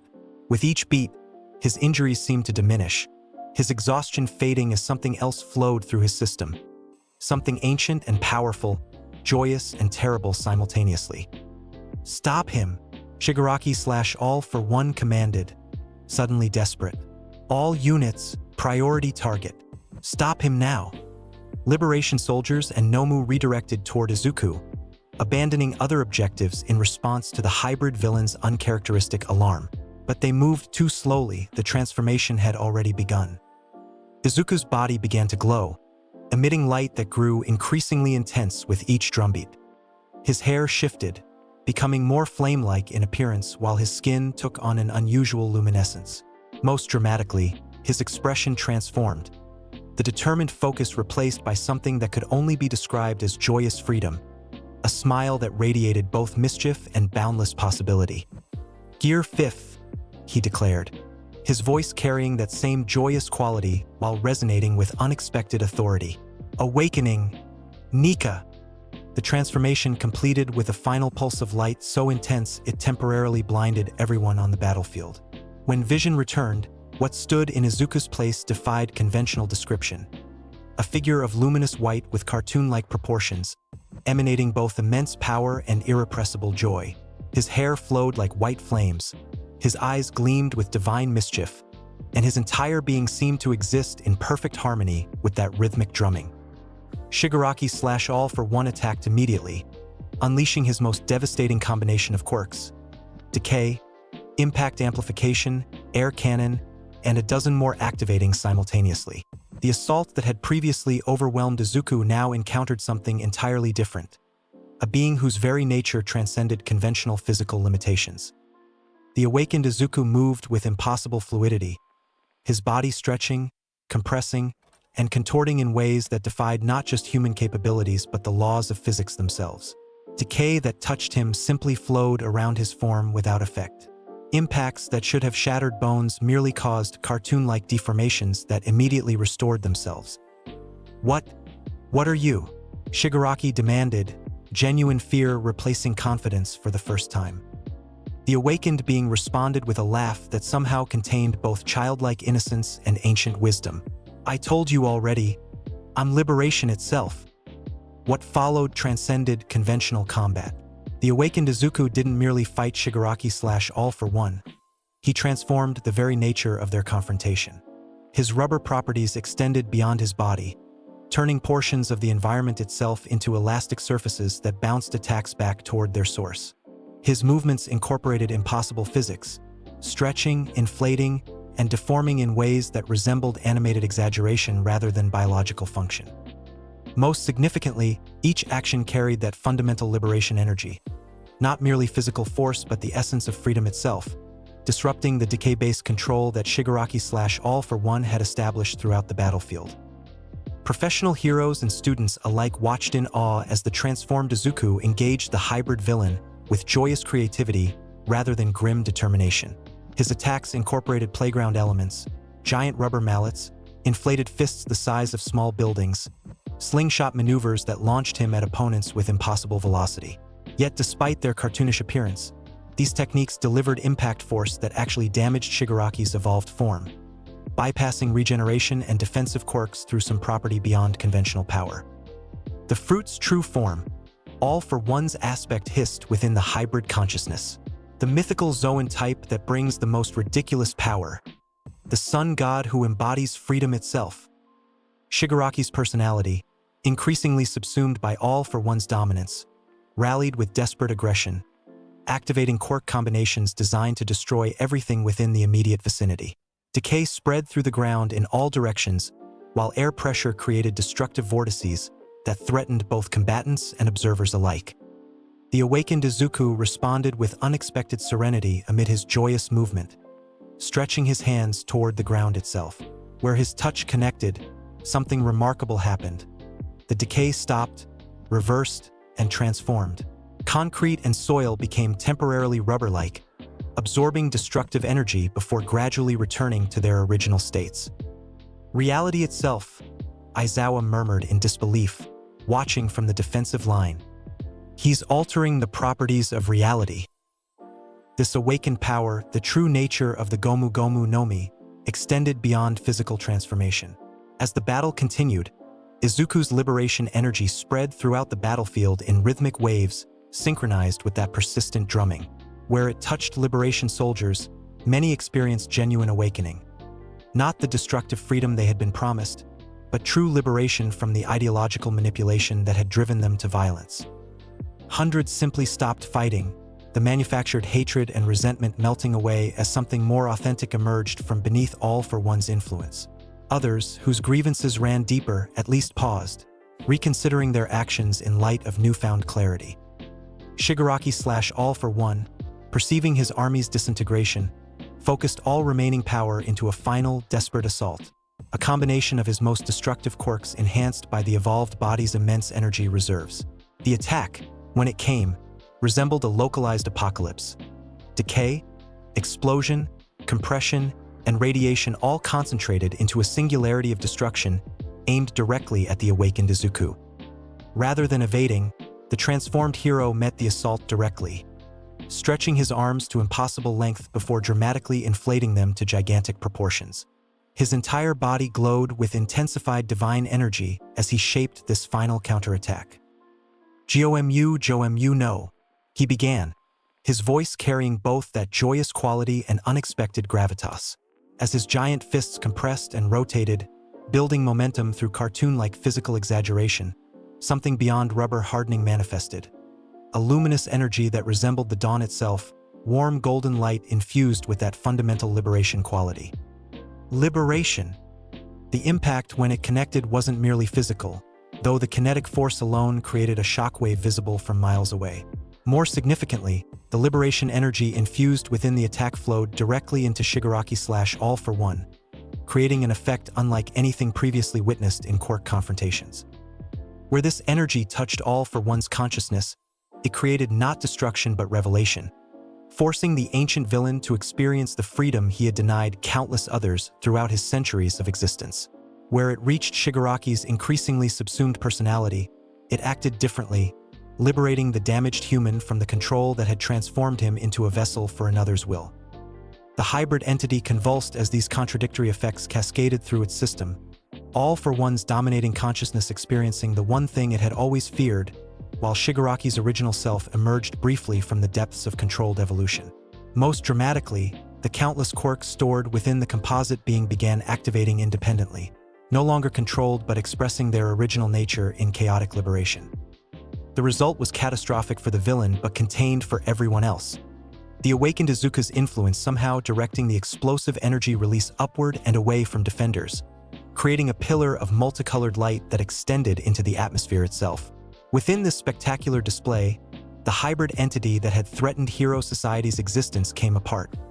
Not destroyed but fundamentally transformed by contact with liberation in its purest form. When the light faded and the energy dissipated, what remained was not the evolved Shigaraki nor the controlling All for One, but something unexpected. A thin, white-haired young man whose body showed signs of dramatic quirk regression. The decay that had defined him remained but diminished, while the additional quirks and enhancements had disappeared completely. The awakened Izuku approached this transformed figure carefully, that divine joy still radiating from his cartoon-like features. "Tenko Shimura," he said gently, using Shigaraki's birth name. "You're free now." The former villain looked up with eyes that held confusion rather than hatred, the fabricated ideology that had driven him gradually dissolving under liberation's influence. "What happened to me? Where is he? The one who used you? Gone, or at least separated from you. The power that controlled you has been liberated, released back into the world." Around them, the battle had essentially ended. Liberation soldiers either retreating in disarray or surrendering voluntarily as the awakening energy continued spreading in gentle waves. GOMU stood immobilized, their program directives disrupted by contact with a power that freed rather than controlled. Professional heroes approached cautiously, led by Aizawa whose expression combined awe and professional concern. "Midoriya?" he questioned, studying the transformed figure before him. "Is that still you in there?" The awakened being turned, that joyous smile somehow expressing recognition despite its cartoon-like quality. "Yes and no, sensei. I'm still Izuku Midoriya, but I'm also something else. Something I think I've always been without realizing it." As he spoke, the transformation began gradually receding, the divine luminescence fading, the cartoon proportions shifting back toward human configuration. With each passing moment, the familiar features of Izuku Midoriya became more prominent, though something fundamental had changed permanently. A joyous quality that remained in his eyes even as the physical manifestation diminished. "The sun god Nika," he explained as the transformation completed. leaving him standing in his normal form though with an unmistakable new presence. The mythical being whose power was hidden within the GOMU no Mi all along, the god of liberation. In the days that followed what became known as the Liberation Confrontation, society struggled to process what had occurred. Video of the awakened Izuku, the impossible physics, the environment-altering abilities, the waves of energy that had freed hundreds from ideological control, spread globally despite government attempts to control the narrative. For many, the existence of such power created both hope and concern. A being who could alter reality itself represented possibilities beyond conventional heroics. For others, particularly those who had experienced the liberation energy directly, the awakening represented something profoundly positive, a counterbalance to the destructive ideologies that had driven societal conflict. Within UA, Izuku worked closely with faculty to understand and control his awakened abilities. The transformation itself, Gear 5th, required enormous energy and could only be maintained for limited periods. However, the fundamental change in his nature remained permanent, the rubber properties now incorporating aspects of cartoon physics even in his base state, while that liberation energy flowed continuously albeit at lower intensity. "It's not just about combat," he explained during an assessment session with Principal Nizu. "Nika's true purpose was never destruction, it was freedom in its purest form. The ability to liberate others from whatever constrains them, whether physical limitations, psychological barriers, or ideological control." This philosophy manifested in practical applications that transformed hero society's approach to both villains and victims. Where conventional methods had focused on restraint and containment, Izuku pioneered liberation-based rehabilitation, using carefully controlled pulses of awakening energy to free villains from destructive ideologies while preserving their autonomy and dignity. Most dramatically, this approach succeeded with individuals previously considered irredeemable. Tenko Shimura, separated from all for one's influence, gradually recovered aspects of his original personality. The abused child whose quirk had manifested tragically and whose subsequent development had been manipulated toward destruction. Though his crimes were too significant for conventional forgiveness, his rehabilitation represented something revolutionary, the possibility of genuine redemption rather than mere incarceration. Similar breakthroughs occurred with other Liberation Front leaders, Dabi eventually responding to the combined influence of Izuku's liberation energy and his family's genuine efforts at reconciliation, Spinner finding healthier expression for his admiration of Stain's core principles, even Toga discovering ways to satisfy her quirk-driven blood compulsion without harming others. Beyond villain rehabilitation, Izuku's awakened abilities proved transformative for victims of quirk-related trauma. Eri, already showing remarkable progress from his previous influence, blossomed completely under controlled exposure to liberation energy, her rewind quirk stabilizing into something she could use constructively rather than fearfully. Similar results occurred with others whose dangerous or difficult quirks had created psychological barriers, the liberation effect somehow harmonizing their abilities with their authentic selves. These applications extended internationally as Izuku, now officially recognized as the symbol of liberation, traveled globally to address quirk-related crises that conventional heroes couldn't resolve. Where conflict stemmed from ideological manipulation, his awakened energy created clarity without controlling independent thought. Where dangerous quirks threatened populations, his ability to temporarily adjust physical properties prevented catastrophe while preserving individual dignity. Perhaps most significantly, Izuku began teaching aspects of his approach to others. Not the divine power itself, which remained unique to the mythical Zoan fruit, but the hockey system that had facilitated his development. Through carefully structured training programs, he introduced this enhanced intuition to selected heroes and students, creating a new generation capable of perception and influence beyond conventional quirk applications. "Hockey exists in everyone," he explained during the first international training conference. "It's not a replacement for quirks, but a complement, a way of extending natural capabilities through spiritual energy rather than genetic factors. Anyone can develop it with proper training, though the specific manifestations vary widely." This training system, combined with his living example of liberation-based heroism, gradually transformed society's approach to quirk management. Rather than focusing exclusively on control and categorization, the emerging philosophy emphasized harmony between individual expression and collective well-being, freedom balanced with responsibility, power with purpose. 5 years after the Liberation Confrontation, On the anniversary of what had nearly been Hero Society's destruction, Izuku stood atop UA's main building, now the central campus of an international hero development system that extended well beyond Japan. Around him gathered friends and colleagues who had shared his journey, classmates who had become pioneering heroes in their own right, teachers who had adapted their methods to incorporate liberation principles, even former antagonists who had found constructive purpose through his influence. "We've come a long way," Uraraka observed, standing beside him at the rooftop's edge, "from scared first years to whatever we are now." Izuku smiled, that expression still containing something of Nika's joyous quality even in his normal state. "We've grown up, found our own ways to embody what heroism really means." "Thanks to you," Todoroki added quietly. "Your awakening changed everything, showed us possibilities beyond what we imagined." "Not just me," Izuku corrected gently. "All of us together. Liberation isn't about a single savior. It's about freeing everyone to contribute their unique strengths."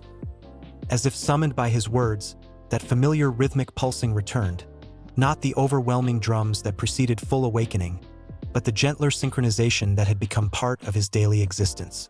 With each beat, he perceived the connections binding everyone present, the unique energies, aspirations, and potential futures flowing together into harmonious possibility.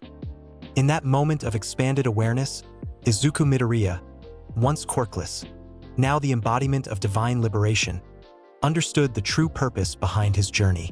The GOMU no Mi hadn't merely given him power, it had entrusted him with responsibility to demonstrate freedom's true nature in a world increasingly defined by control, to show that liberation meant not merely breaking chains but building connections, to embody joy amid struggle, possibility amid limitation, and above all, the creative freedom that transformed obstacles into opportunities. The sun setting behind UA's iconic buildings cast long shadows across the campus, darkness balanced by lingering light, just as challenge would always balance achievement in any meaningful journey. But within that balance, Izuku had discovered something transcendent. Not perfect victory, but perfect freedom. The courage to face whatever came next with boundless creativity and unshakable determination. The drums of liberation continued their gentle rhythm, synchronizing with his heartbeat in perfect harmony. A reminder that his awakening, like society's evolution, remained an ongoing process rather than a completed transformation. There would be new challenges, new conflicts, new opportunities for growth. But whatever came, he would face it as he always had, stretching beyond apparent limitations, bouncing back from inevitable setbacks, and above all, embodying the joyous freedom that had become his defining quality. "So," he asked his gathered friends, that smile widening to something that briefly resembled his divine form, "what adventure should we tackle next?" Thanks for watching, Legends. If you enjoyed the story, don't forget to like the video, subscribe to join the ChronoCrew, hit the bell so you never miss the next episode. The drums of liberation have only just begun. I'll see you in the next timeline.